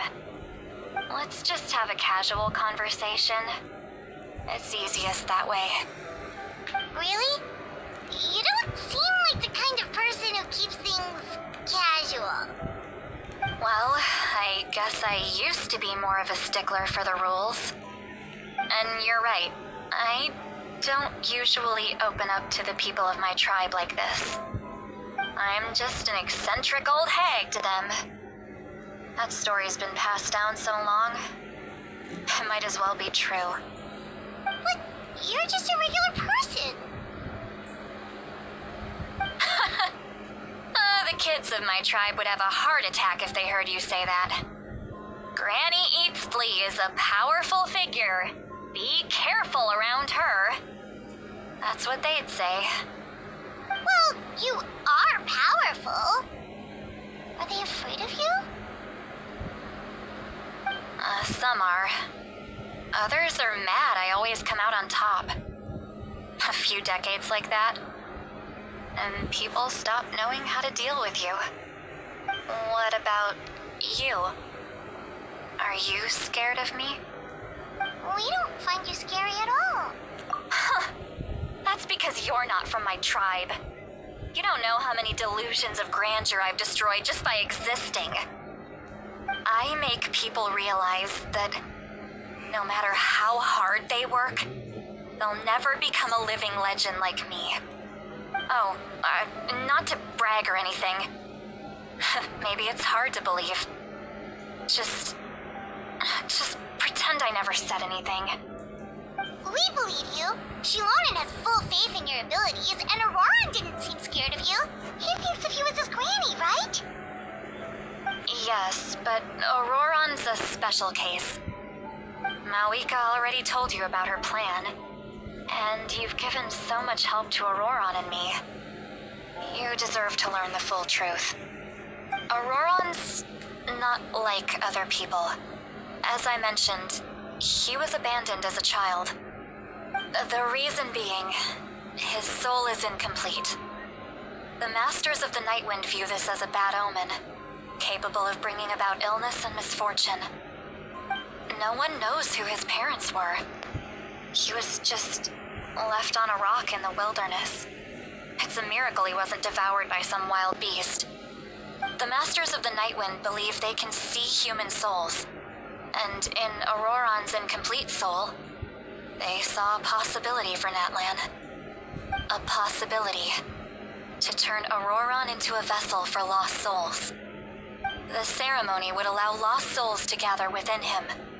Auroran would then be sent to the Night Kingdom to return the souls to their rightful place, strengthening the ley lines and completing the ceremony. Wait, that doesn't sound right.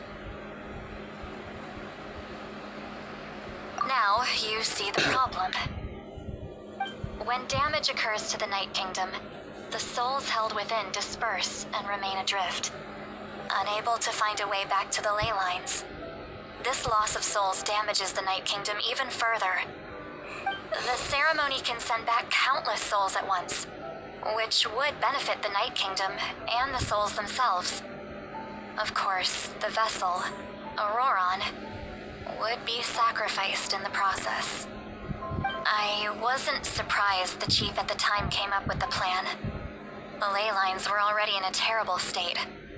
A suitable candidate for the ceremony appears, and now you have the chance to make things better. Of course you're going to take it. When the chief asked for my opinion, I didn't give my approval, but I didn't object either. So they went ahead with the ceremony. It failed, and Auroran escaped with his life. Pathetic, isn't it? By not objecting, I basically gave them the go-ahead. Maybe they didn't have my explicit approval, but it's not like I did the right thing. If the ceremony was successful, Auroron would probably be dead. Of course, in my tribe, death is rarely something to fear. But what kind of message would we be sending by sentencing a newborn to death? By using a human life as a tool? It's not right. So, when I learned the ceremony had failed, I was ashamed by my inaction, and absolutely relieved by the result. The plan was never a secret. Or, I guess I should say, there was no point to keeping it a secret. A simple investigation from Auroron would reveal everything. Everyone thought he would be happy he survived, and he never really said anything to the contrary. But just as I was about to put all of it behind me, he asks this question. Would Natlan have been saved if the ceremony succeeded? Wait, but it's not his fault. He knows that, but he still feels guilty. Auroron has a strong ability to perceive souls, more than any of us. He understands just how dire the situation with ley lines has become. Maybe he chose to work with the Fatui because he still thinks he owes a debt to Natlan. I can only imagine what they told him. Traveler, didn't the captain say he found a way to solve the crisis? Maybe that's what brought Auroron into this. Anyway, we can't just let things go on like this. We have to convince him to come back! You don't look so good, Silali. Maybe you should head back and get some sleep. Probably drank too much. It's okay. The fresh air is doing me good. Okay. Forget that. I need to go home. You've helped me so much already. How do I even begin to thank you? Hey, we're friends, aren't we? Besides, you already said you owe us a favor, so you don't need to worry about us. Good point. Well, I'll go home and get some sleep. We can figure out our next move in the morning.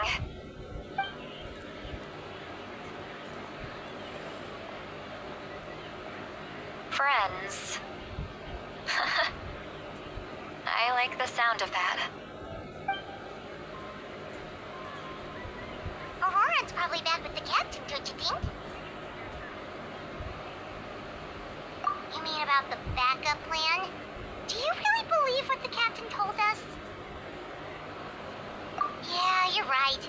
We should just go to her directly. But she's probably asleep. We can find her first thing in the morning. Or no, let's...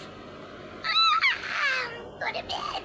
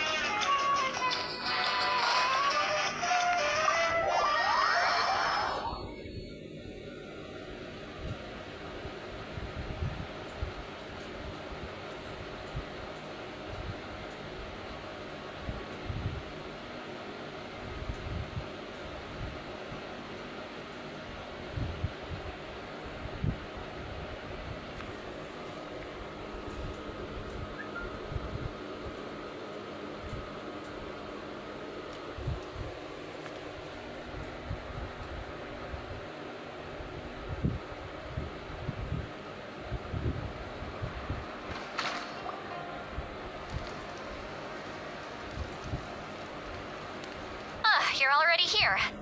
I was just about to come get you. Wow, you're up early. That's impressive, especially after all the drinking last night. Let's not bring up last night. I'm embarrassed about the whole thing. Anyway, I was also woken up by the commotion. Looks like all the warriors from the stadium are on the move. I heard many areas have been attacked by the Abyss, including the Masters of the Nightwind. I need to head back right away. The Abyss attacked again? Are you sure you can handle it on your own? Do you need our help? I'll be fine. We also have the support of the warriors stationed at the various outposts. Given the quick response, things shouldn't get too serious.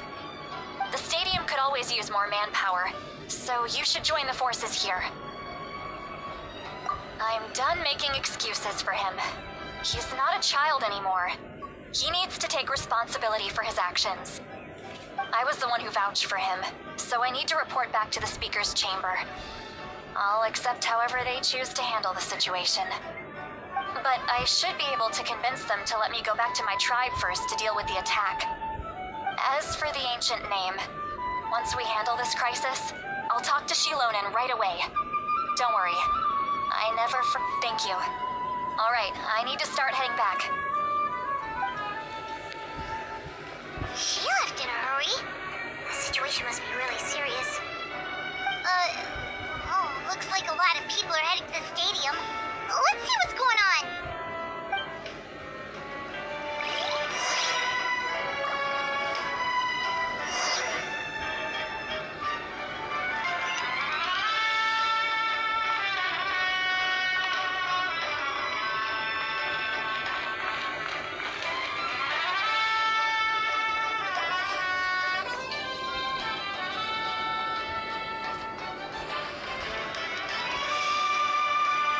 Traveler, over here!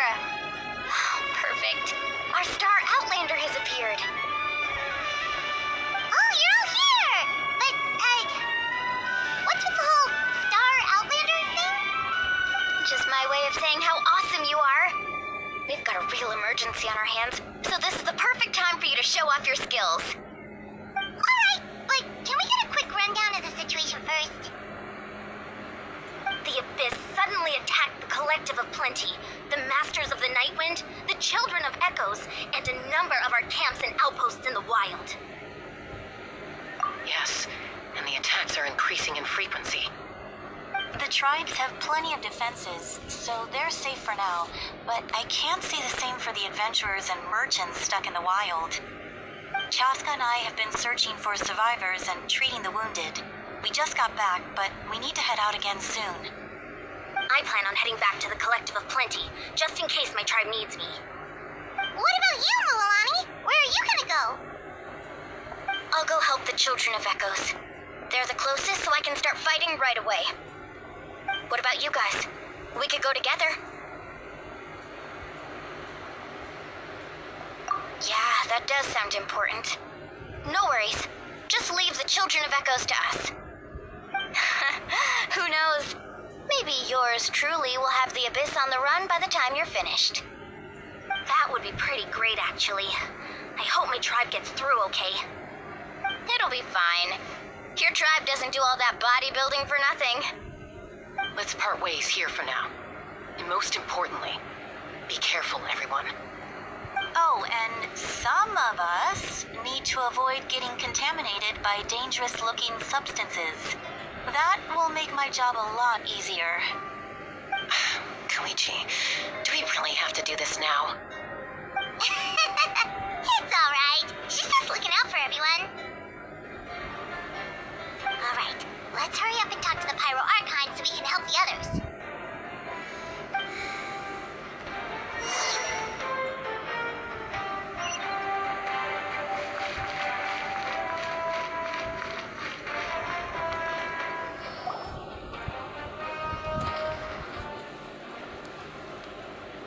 Oh, it's you two. As you can see, things are not looking good right now. People across Natlin are in danger.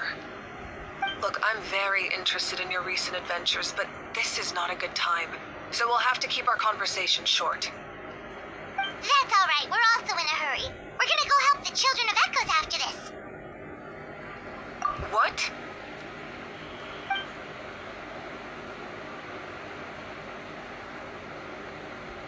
So he thinks my plan is too risky. He thinks I'm being stubborn. I shouldn't underestimate the Fatui's ability to gather intelligence. The Gnosis does have that function, but there's more to the story. I will answer you honestly, but you must help me keep this a secret. I can use the power of the Gnosis to save Natlan, but it comes at a heavy price. The Gnosis would drain all the souls and memories from the Night Kingdom and weave them into a giant net, which would surround the ley lines and protect them against abyssal corrosion. Wait, you can use souls to weave a net? But does that mean... Yes. It means sacrificing those souls in the process. Souls are just another form of life. The cruelty of this method is self-evident. The Night Kingdom not only houses the souls of the dead, but also our memories and legends. Using the Gnosis means converting all three into material for the net, erasing our history and culture. Even then, the net can still become corroded. If we cannot find a way to repair the damaged ley lines before that happens, then all those sacrifices are for nothing. Given the enormity of the price, it's a solution I refuse to consider right now. I want us to win, but I also care about how we win, and what that means for us in the end. Now it's true, both plans come at a risk, but after weighing our options, this is our best bet.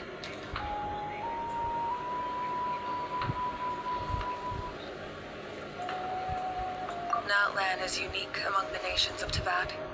Given the ever-looming threat of the Abyss, the Pyro Archons had to account for the worst-case scenario. Having a contingency plan is our duty, not just to the people of Natlan, but to all who live on this continent. Still, this has always been a well-kept secret. I'm very curious how the captain learned this information. Oh, one more thing? The captain said he found another way to solve the problem. Could be equally as extreme, though. Without the Gnosis, he should have no other option. But I see no reason for him to lie. Seems like our only path forward is to track him down, so he can answer that question for us.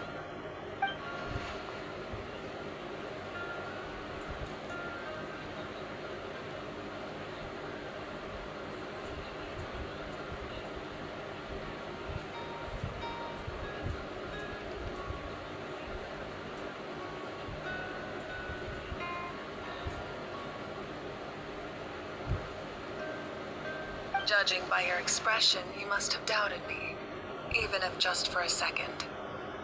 Not even a little! We would never... Wait, what are you talking about, Traveler?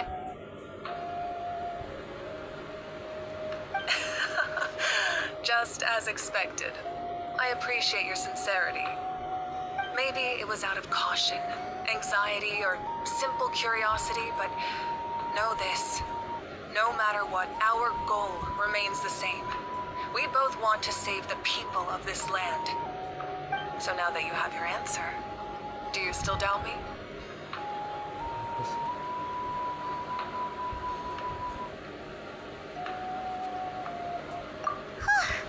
You scared Paimon. You've really got a lot of guts, Traveler. That's a good thing. Oh, and feel free to call me Mawika. It's what all my friends call me, and I like it that way. As for the captain, the intelligence officers we assigned to the Fatui should be back soon. We'll get our answer then. That's great. Sounds like we just have to wait a little longer. Not just yet.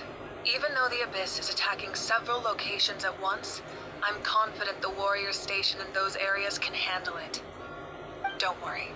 I just need to finish coordinating our available manpower, then I'll take a small team to handle the difficult locations. Wait, you're going to fight in person?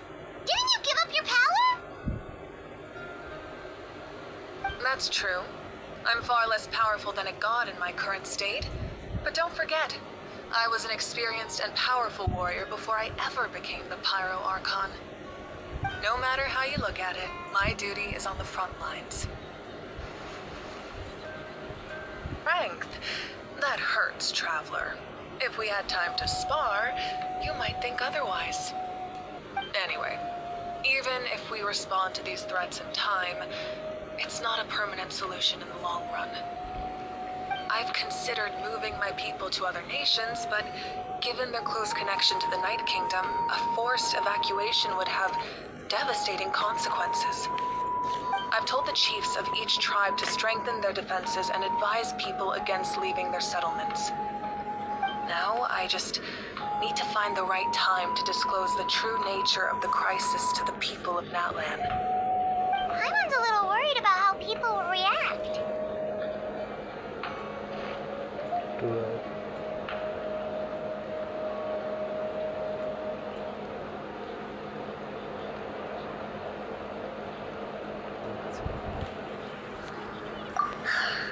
Yes, but that won't be the only response. In any case, that's for me to worry about. I'll let you know when we have more information on the captain. Alright, we should head out. Maybe we can join up with Moani. She can't be too far ahead.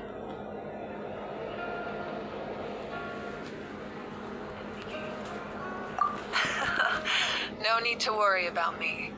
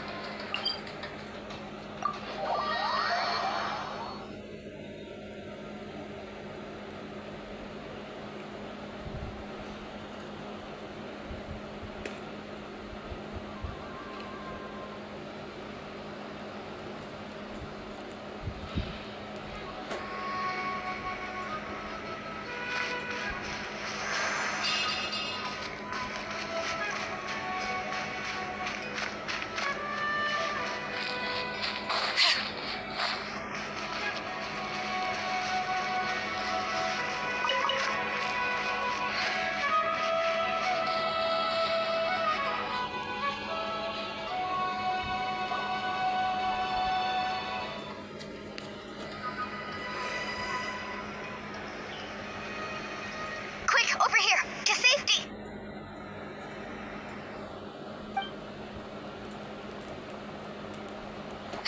Kachina, how many people do you have left?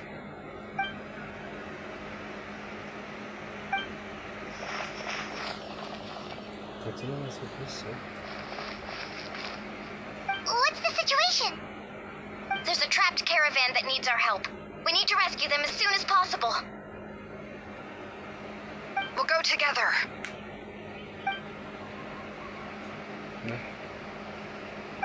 Kacina masih bisa.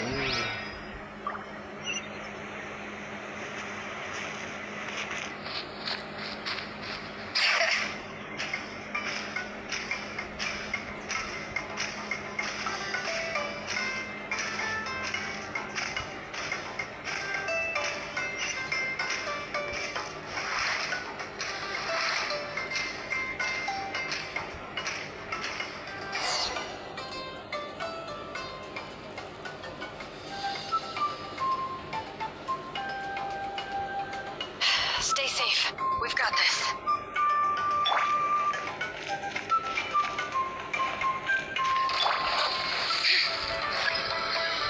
Hear the echoes of the valley. Bring it. Check this out. That's the luck. Drilling down! Springboard!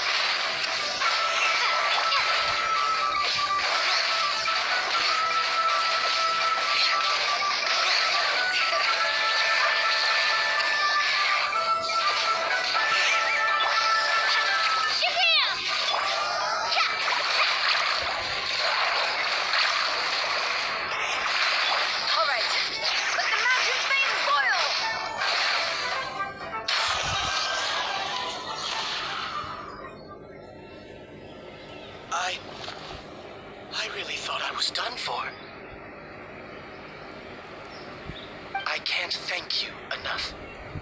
Don't worry about it. We're just glad you're okay. Let's see. Your goods look fine too.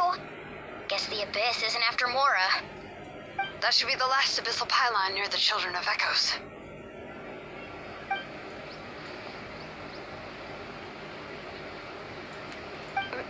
By the way, where's Seat Lolly? I thought she would come with you.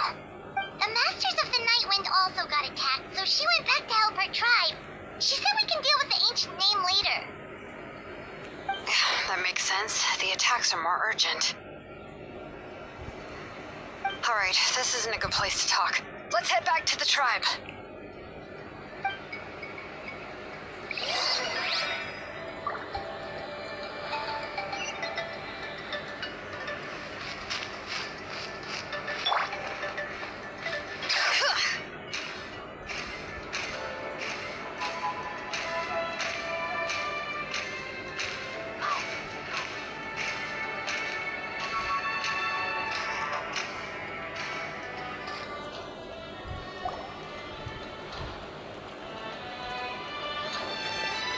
Looks like a few people were hurt after all. Oh, I should have got here sooner.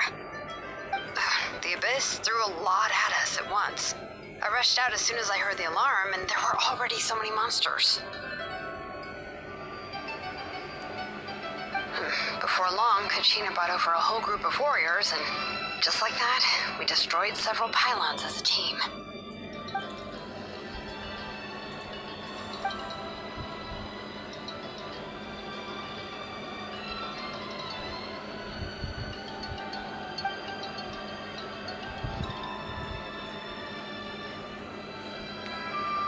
You mean the situation in the Night Kingdom, right? Yeah, I feel the same way. We've managed to keep it a secret all this time, but more and more people are realizing something's wrong.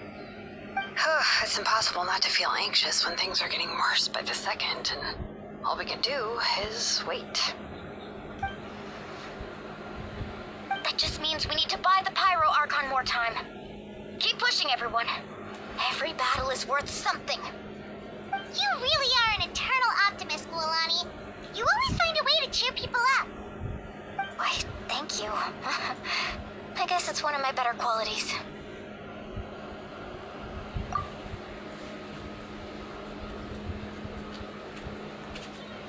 So, specifics aside, the Pyro Archon confirmed the Gnosis can resolve the crisis, but it comes at a huge price. And somehow the captain finds out about it, goes to fight the Pyro Archon, and calls her out for having a solution but refusing to use it. Honestly, if he has the same information as us, I can't really blame him.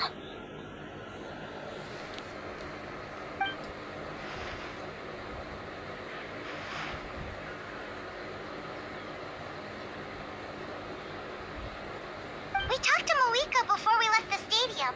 According to her, the cost of the captain's plan is too high. And, well, it makes sense. If that was truly the better choice, she would have picked it. Yeah, I trust the Pyro Archon. When I was upset about Kachina's disappearance, she was really sincere and patient with me. Plus, she burned down all those precious mementos for Kachina. She's already proven how much she values even a single person's life. When it comes to Natlan's survival, there's no way she would hold back. I agree. Maybe the captain weighed the costs and came to his own conclusion, but I'm sure we have different priorities.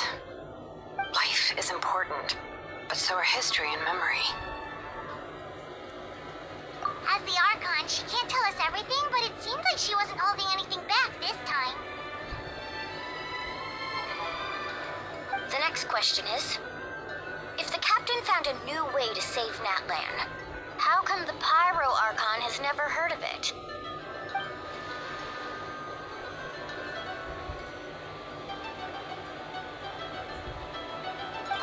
This is all super confusing. We still don't have enough information. Once we figure out what the Fatui are doing, we'll have our answer. Let's head back then. Moika said her intelligence officers should return soon. With how many Fatui there are, someone's bound to give something away. Sounds good. I have a few theories of my own. With a bit more information, we just might get to the bottom of the whole thing.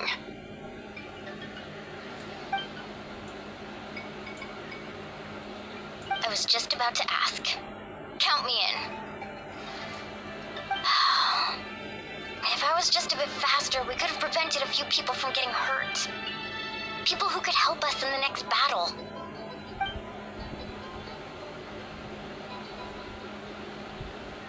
Register? Nah. I'll just follow you around. You know, go where you go, do what you do.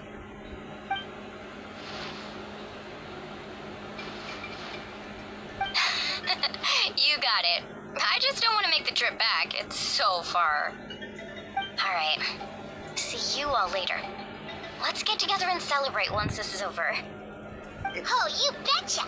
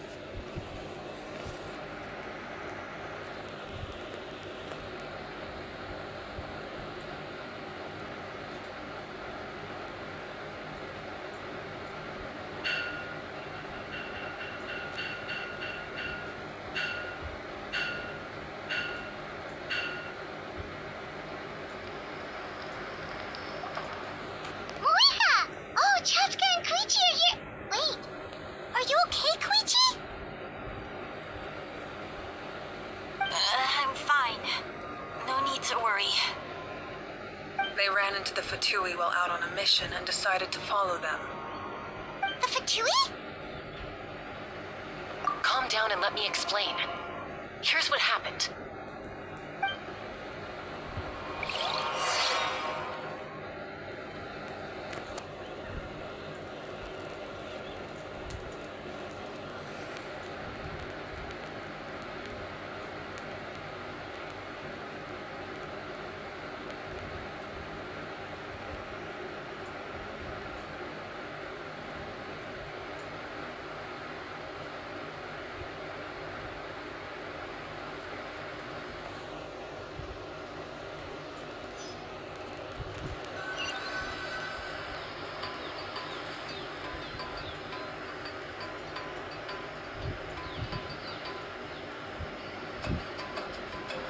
Watch out. It's the Fatui. Were they attacked by the Abyss? No, wait. It looks like they're protecting a group of travelers. Over there. Do you see? You're right. That's a traveling group from Natlan. Could they be trading for something? Let's keep observing for now. We're glad you're okay. Given the appearance of abyss monsters all over Natlan, you should cancel your journey and seek shelter at the stadium or one of the tribes. Thank you so much. I wish there was something we could give you. We don't expect anything in return. We were out on a mission and saw you being attacked. It was our decision to help. If you truly wish to repay the favor, you can keep this a secret. If anyone asks, just say you were saved by warriors from Natlan. Oh, okay. We can do that. But... We're not asking you to cover up our activities. We haven't done anything illegal. Our captain simply wishes to remain undisturbed. Nonetheless, the decision remains yours. If we wanted to keep you quiet, we would have employed a harsher method.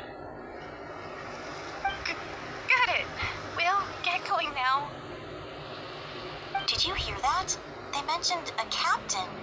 Isn't that who the Pyro Archon is looking for? Exactly. We could be onto something big. Still, there was no trade. They were just helping people in need. I didn't sense an ulterior motive. I didn't believe the captain when he said he wanted to save Natlan. But based on what we just saw, it's possible he was telling the truth. Maybe we've been wrong about the Fatui this whole time. It's too early to say. Let's follow them and see what's really going on.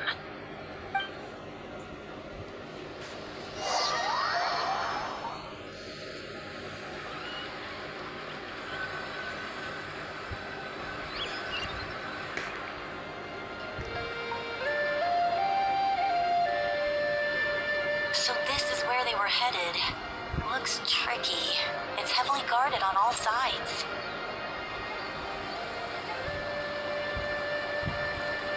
Koichi, wait for me here. I'll go in and check it out. Oh, no you don't. How are you planning to get through all the guards? Look, I can use this terrain to my advantage. With our tribe's special way of getting around, I doubt they'll see me coming. We still can't see anything on the inside. What if you can't find cover? You won't have anyone to watch your back if you go in alone. The more heavily guarded the location, the more valuable the secrets. Even if the captain isn't here, we can still figure out what the Fatui are planning. That intel is worth the risk. Fine. You're not gonna listen to me anyway, so let me come with you. That's even more risky. You've been running around saving people for days. You're already at your limit. I'm confident I can protect myself. I'm not sure you can say the same. At least right now. I can. You really believe that? Fine, don't believe me. But you can't honestly tell me infiltrating a heavily guarded Fatui hideout all on your own sounds more reasonable. You know, growing up, even if I insisted on doing something, it never gave you any trouble. I'm not sure you can say the same. All right. If we start arguing, this will never end. We can't let this opportunity go to waste. Guess that means I win. Don't worry, you're not the only capable young person from our tribe. I can handle this. All right, same plan as usual.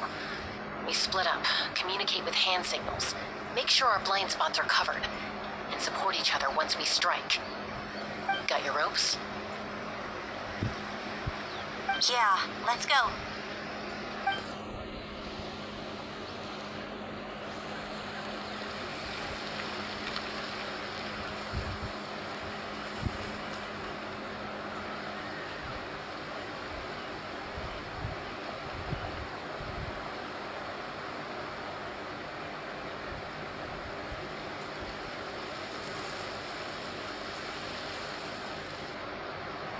Fatui have eyes all over this place.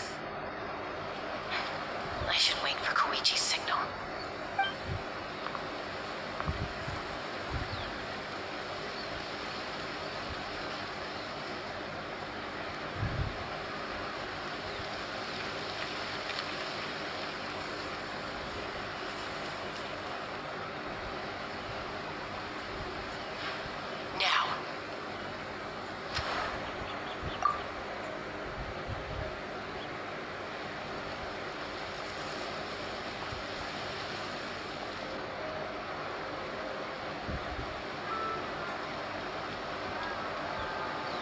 Not sure how many chances I'm gonna get.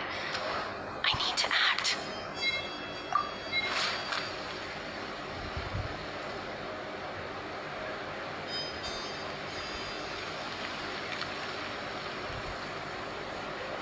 Good. I made it without getting caught. I should get to that platform over there. But it's guarded by the Fatui. Koichi should have line of sight. I'll wait for her signal.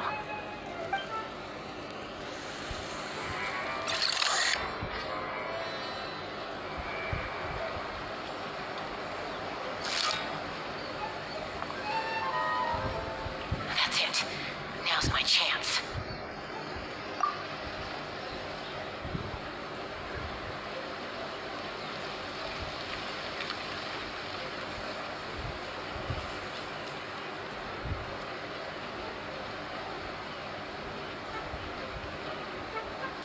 use staying in one place.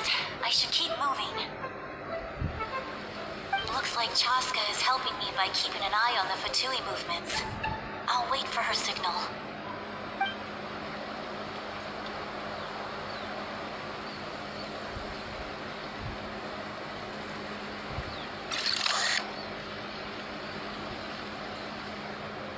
Time to move.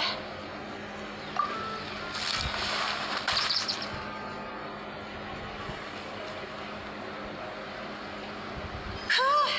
That was close. Almost got caught. Probably can't make it over in one go. I'll wait for my next chance. Now's my chance.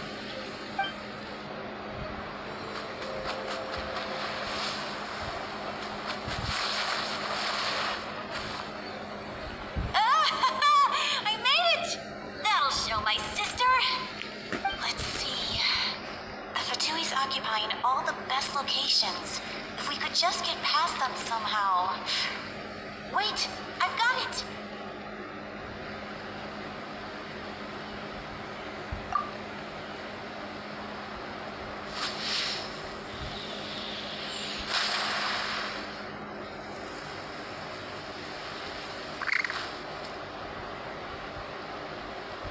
Huh? What's that noise? Did something explode? Oh! It stinks! What the heck is that? What do you think you're doing? I could ask you the same thing! Good, they're arguing. Looks like they just needed an excuse. They've probably had enough of this job already. The people on the hill over there left to help their comrades. This is our chance.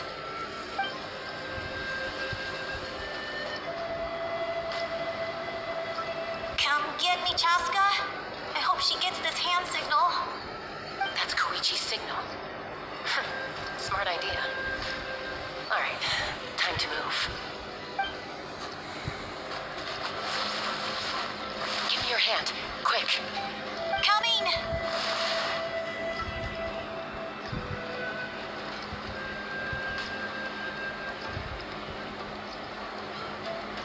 I checked, and this way is completely clear. It should lead us to the deepest part of this place.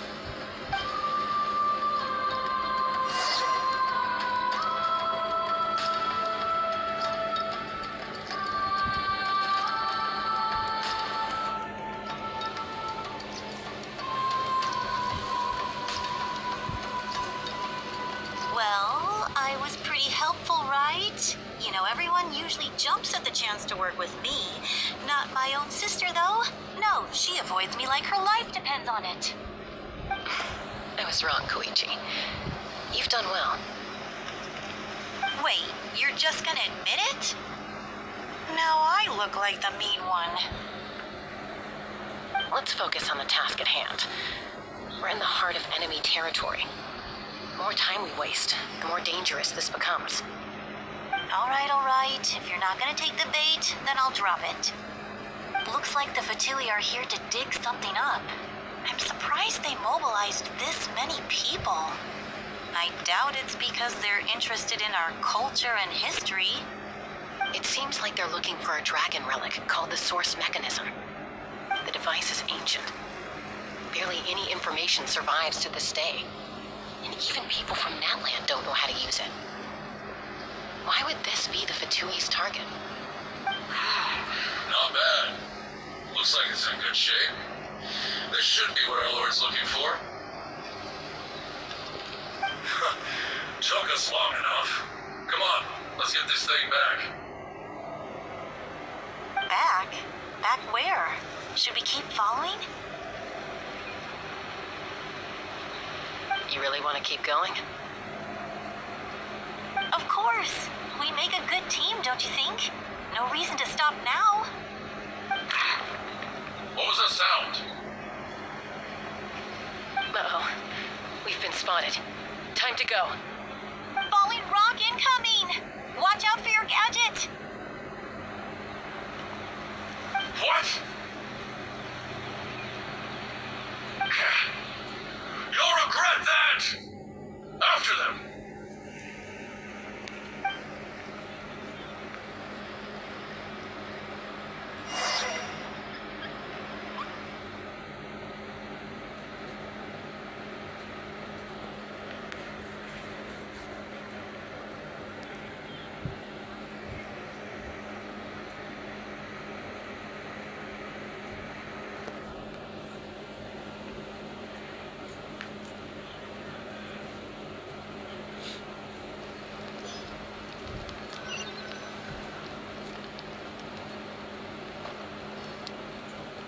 Once we got them off our tail, we went back to observe some more. They'd collected several identical pieces of something. It looked like they were waiting, though, so we decided to come back. So, Koichi got injured trying to get them off your tail? She pushed herself too hard and collapsed on the way back to the stadium. Well, I didn't cause you any trouble while we were fighting, right? So my perfect record remains. You've done very well. I could make a comment on knowing your limits, but it's not my place. I know. I'm already reflecting on my actions. So, our current intel suggests that Fatui is after the source mechanism. The device is a complete mystery, even to us. What does the captain want with it? I have no idea. But it's safe to assume the device could serve a similar purpose to the Gnosis. Shilonen, I need you to gather every scholar in Natlan familiar with the secret source. I'll get right on it. Thank you both for your hard work. Koichi, it's time for you to get some rest. Oh, and there are gifts from your patients waiting at the speaker's chamber. I've prepared a small gift of my own as a token of gratitude. I'll send it to your home along with the others. My patients. That's so nice of them. Guess that means I'm doing something right. You don't need to give us anything, Archon. We were just doing our duty for Natlan. I should take Koichi home now. Well, if Koichi doesn't want her favorite Saurus crackers, then... I accept. Thank you, Archon. What am I gonna do with you? There's some for the rest of you as well. They're one of my favorites too, so don't be shy. I'll start investigating the source mechanism right away. If I learn anything, you'll be the first to know. Yummy snacks!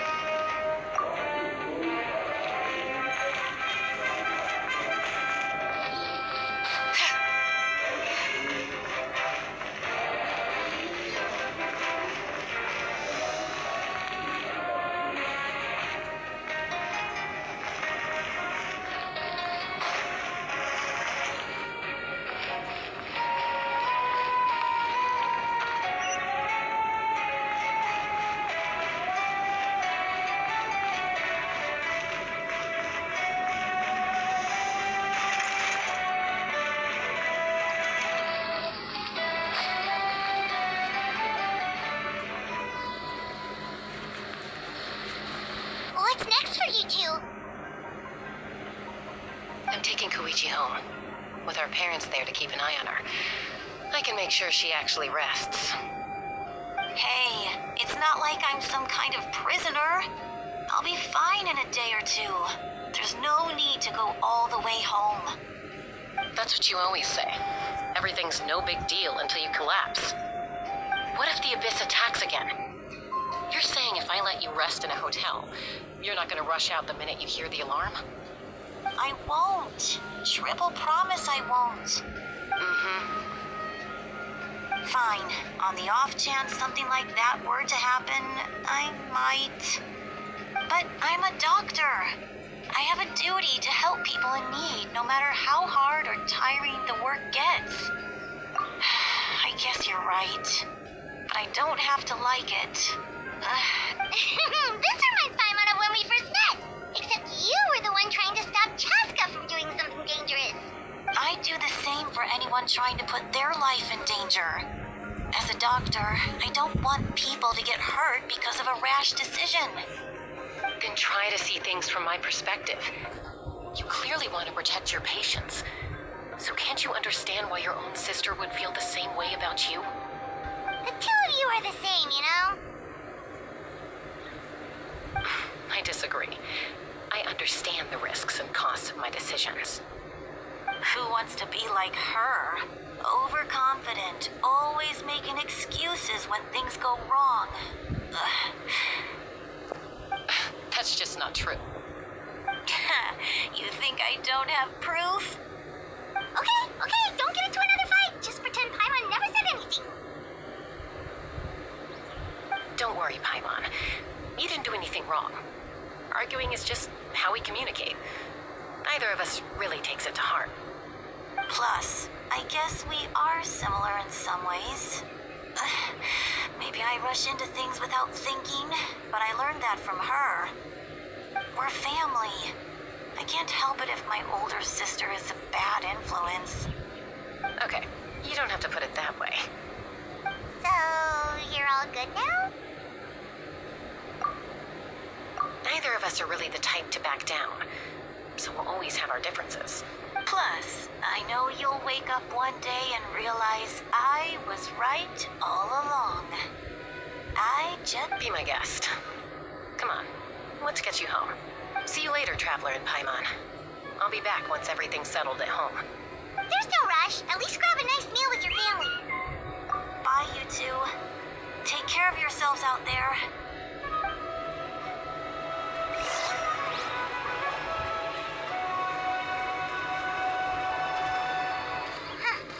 Those two will probably make up for real at some point, right?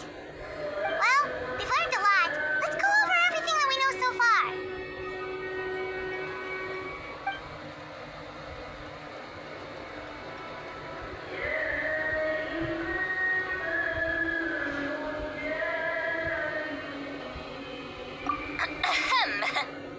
Sorry for popping up out of nowhere. Again. Why do you look so awkward? Oh, is there something you need from us? Okay, I won't beat around the bush. Oh, and I'm sorry for interrupting your rest. I'll treat you to some charcoal grilled steak to make up for it. Awesome! Just give us your orders. Hey, friends don't order each other around. I'm just here to share some news. Remember what we talked about before parting ways? Oh yeah, you mentioned how Auroron has always wanted to save Natlan, and something about his soul being fragmented. Paimon and the Traveler discussed it after you left, and we think Auroron is probably back with the Captain. What do you think? I agree with your hypothesis. And just now, I confirmed it myself. Auroron came back. He helped the Masters of the Nightwind defend our camp. What? He came back? I told him to give up whatever he's doing, but he refused. He said they're just one step away from success, so there's no way he can back out now. Apparently, he came back to fulfill his duty to our tribe. When he left, he said it was because he still has a duty to Natlan as a whole. I'm not surprised you let him go at all. I had to prioritize my tribe. Besides, the situation was intense. I couldn't focus on outside and inside threats at the same time. Plus, he was on guard. He knew I would try to go after him, so he made sure to keep his distance. I kept an eye out for a good opportunity, but it never came. All these years of calling me Granny, I couldn't do a single thing for him in the end. Don't say that! Your tribe all raised him together, right? That couldn't have been easy. You're right. Seeing him come back reminded me of when he was little. Running around the tribe, dropping by random houses right and left. He's not only a child of the Masters of the Nightwind, but a child of Natlan. It's only natural for a child to want to do something for their family. Besides, Auroron is my apprentice. He might have a few tricks up his sleeve, but I guarantee I know every single one. Wait, what are you saying? Look. Remember how I said Auroron's soul is fragmented? This is the talisman I created to keep it stable. And this gem is what makes the talisman work. It just so happens that Auroron is due for a gem replacement. Since I can't get close to him, I put the new gem in a supply bag and asked Aoife to bring it to him. You guys know Aoife, right? No? Well, he's a pretty famous vet around these parts. He's always bringing me all sorts of things, and he happens to be very good friends with Auroron. Aoife doesn't know what's going on, so he agreed, no questions asked. Auroron would find the gem as soon as he opened the bag. He knows how important it is, so I knew he would make the switch. He probably suspected that I tampered with it. But here's the catch. The trick is on the bag. The moment he touched it, a portion of his memories were copied onto the old gem, which he no longer needed. That's amazing. You can do something like that? Most people can't, but I can. That trick he used to bring you to the Night Kingdom isn't anything special, by the way. My technique is much more subtle. He won't notice anything. So in other words, we have a whole backup of Auroron's memories in this gem. The kid thinks he can take me on? Like I wasn't the one who taught him everything he knows? That's amazing, Seat Lolly. Let's take a look right away. Once we get to the bottom of this, we can finally track him down. I know he thinks of me as his grandma, but do you think he'll get mad at me for this? You can be honest. That's a tough question. Paimon doesn't have a grandma, so she's not the best person to ask. To be honest, I've always doubted my ability to look after him. I didn't stop the ceremony all those years ago. Now? But if I stop here, it will haunt me until I'm 500 years old. Every night I'll wake up in a fit of anger. I don't scare that easy. Still, if I back away from this and something happens to Auroron, I would never forgive myself. I need to look at his memory. Even if he resents me, refuses to see me, or runs away for good, I don't care, and I won't blame him. A family does whatever it takes to protect their own. You sure you'll be okay? We can come with you if you want. Did you just say you'll come with me? Is that okay? We have a pretty good reason to see it too, don't we? Because, right, we need leads on the Fatui. You really mean it? Fine, you can come.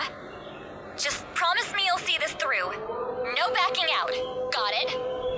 Don't worry, we're professional adventurers. Then I place my trust in your professionalism. All right, time to sneak into someone else's memory and engage in some, unwanted spying. You heard it here first. I wouldn't be doing this if I had any other Are you ready?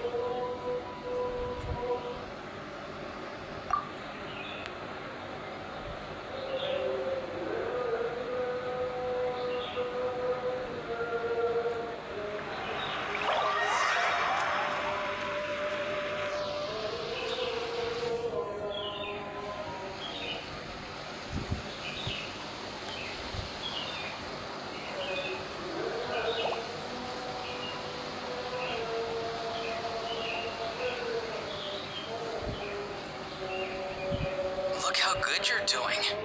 You'll grow into nice big radishes in the future. And you? Aoife says you're taking up too much space, but I think you're a good tree. What do you think? Hey!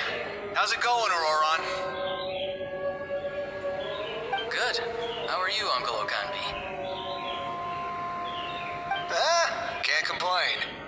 What you up to? Naming your vegetables again? No, just some idle conversation. Sounds fascinating. What did they say? They told me you were coming and that you would take some produce with you. Only if you're offering. By the way, I ran into Aoife yesterday. He told me Chaska's fostering a saurian at his place. Said the thing trampled over a part of your radish garden. I hope you two didn't get into a huge fight. No, don't worry. I'll find a way for him to make it up to me. I've already wrapped your share of the produce. Here you go. You really knew I was coming. That's pretty amazing. Light up the smoke and you can see the path through the shadows. That's what everyone says.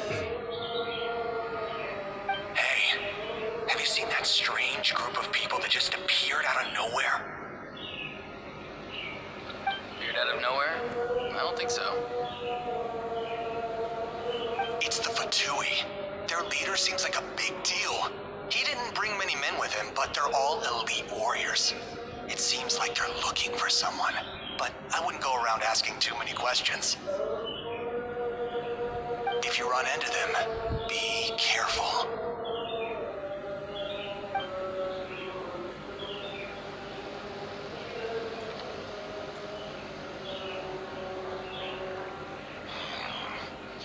You're from the Masters of the Nightwind, are you not? Why do you live here alone? I enjoy living by myself out in the wild. I guess you're from the Fatui, one everyone's calling a big deal. Not an inaccurate description. I'm looking for someone who may be known to you. Citlali is her name. Granny? What does an Outlander want with her? I've heard the name. You have business with her?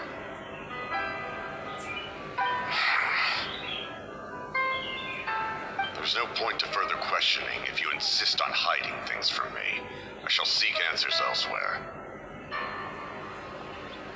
Oh, you could tell I was lying and now he's leaving. He gave up just like that. Hey! At least tell me why you're looking for Citlali. It's none of your concern. I have my own means of tracking her down. Why are the Fatui looking for her? What does she have to do with them? I can't just let them go like this. I have to figure out what they're planning.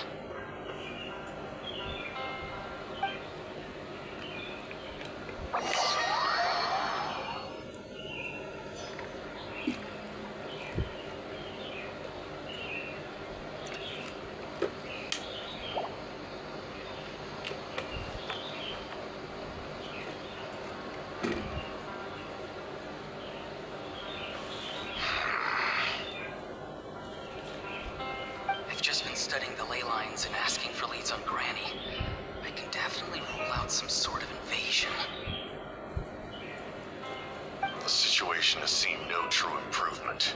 The Pyro Archon did not fulfill her promise. My lord!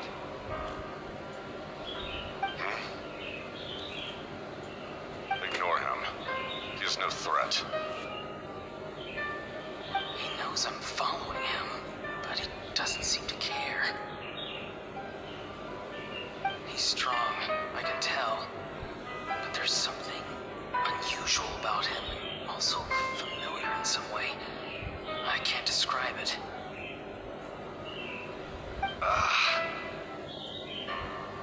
What is it? My lord, I feel dizzy. A ley line disturbance. Certain presences have been forced to wander outside their rightful realm.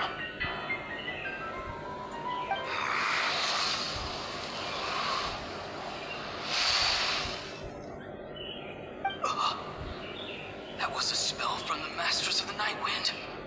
How did he know that? Is he sending those escaped souls back into the ley lines? How did he do that so easily? Soulfaring is supposed to be extremely difficult. This could be related to why he's searching for Granny. I feel much better. Thank you, my lord. Think nothing of it. Stay vigilant and continue to gather information. The Abyss could attack at any moment.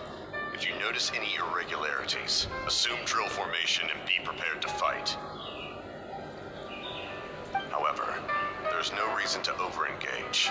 Information is our first priority. Yes, sir. Why are the Fatui fighting against the Abyss? Do they really mean us no harm?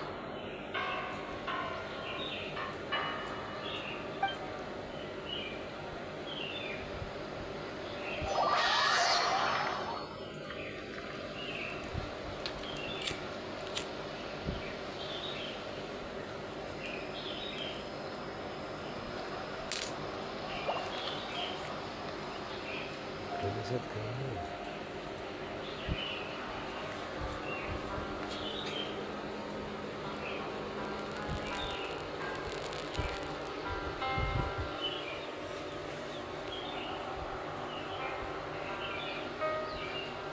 I've been following him this whole time and still they ignore me. Do they really not care?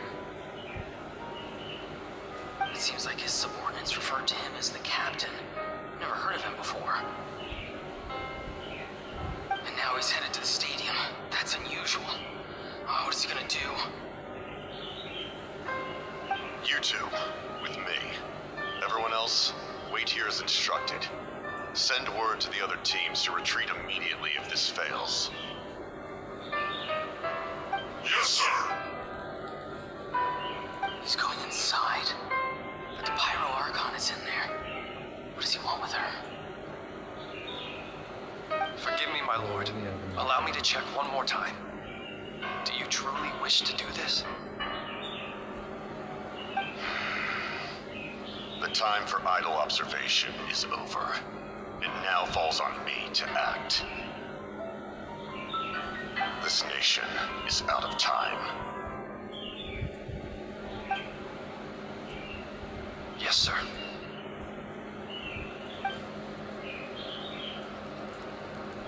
He just walked straight into the stadium. What is he gonna do?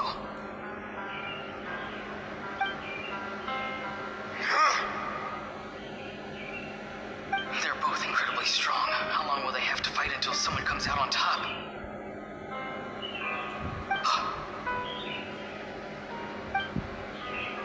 Wait, this feeling. Just like the other day near the ley lines, it's faint. Like a soul's trying to escape. Where is it coming from? Is that why he's looking for Granny? If he dies here, then all clues will be lost. I can't let that happen.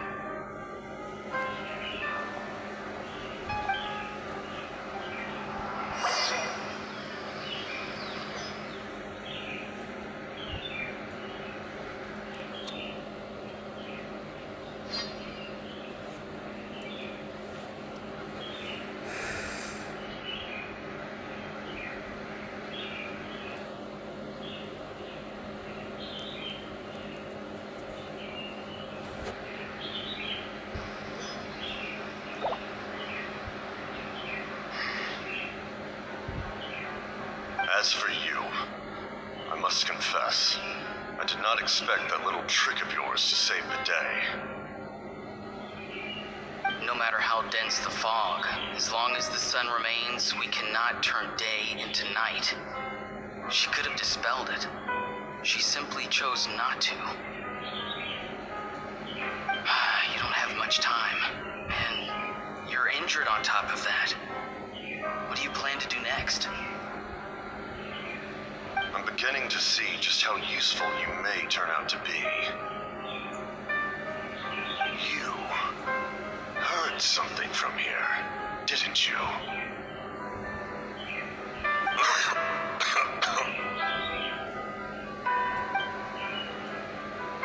No need to force yourself.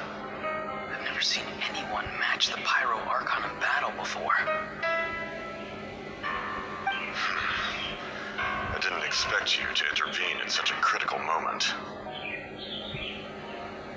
You know I've been following you. Why didn't you stop me? When walking in the forest, it is only natural to encounter wild beasts. However, not every beast has the courage to come out and bite. And yet, one of those very beasts saved your life.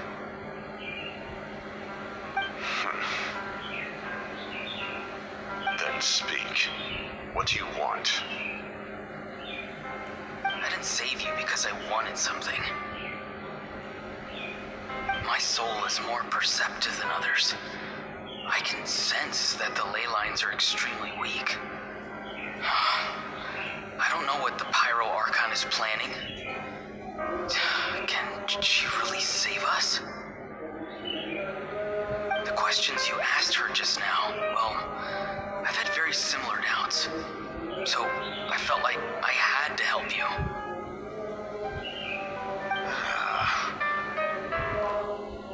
So, you can tell the truth.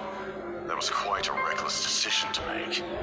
I'm not sure you realize that. There's no turning back for me now. What I did back there is going to get me in a lot of trouble. You attacked the Pyro Archon in broad daylight, and I used my spell to save you. A single glance was likely all it took for her to recognize my tribe. So, we're in the same boat. You seem to care little for my thoughts on the matter. It's too late for that. Start from the beginning. Why are you looking for Silali? Do you know her? Explain your relation to her first. I know you two are acquainted. It was obvious the moment I mentioned her name. Silali is my elder and my teacher. She taught me everything I know. It's my duty to protect her. If you truly wish to protect her, you should have let me perish at the Pyro Archon's hand. Yet, you chose otherwise. Do I really need to tell you what that means?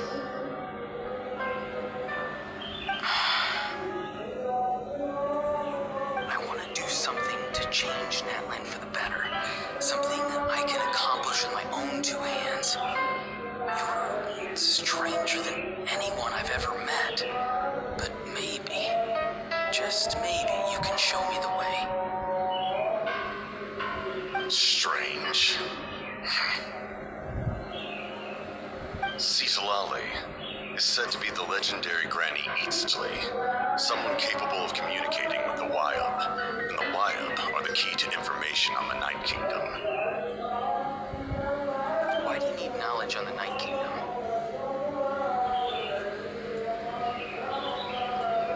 That is not something you need to know. Don't forget, I saved your life. Do you not believe the Fatui capable of betraying a debt? People can lie, but souls cannot. I can tell there's a weight to your soul, a sense of justice. You may not live among your tribe, but you certainly know their tricks. I apologize for my rash judgment. You are more capable than I imagined. Let's go. We'll see if you have what it takes to join my plan.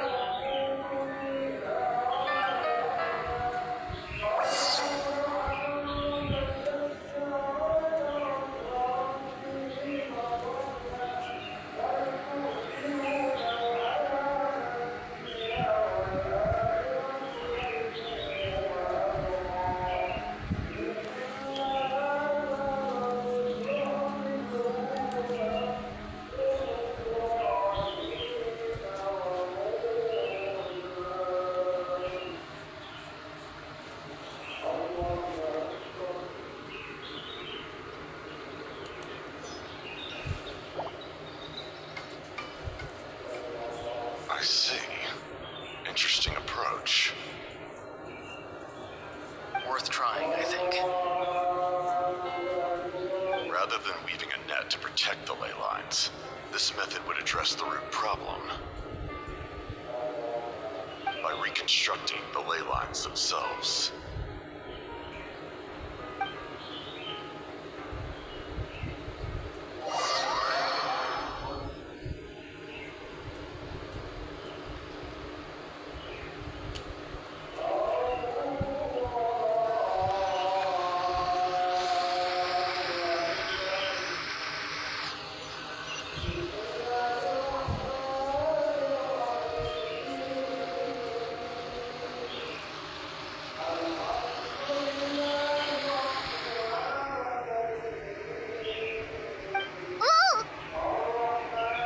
Traveler, Paimon. Are you two alright?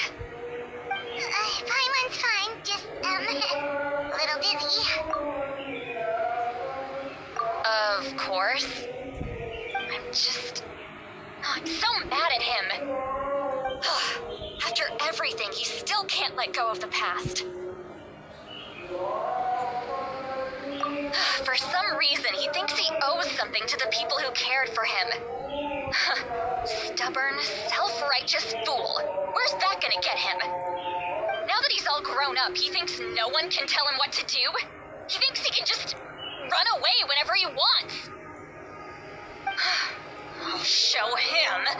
If he tries to run one more time, he's got another thing coming. Maybe stubbornness runs in the family. Like grandmother, like grandson, as they say. Is that supposed to be a compliment? Huh, that kid's got nothing on me.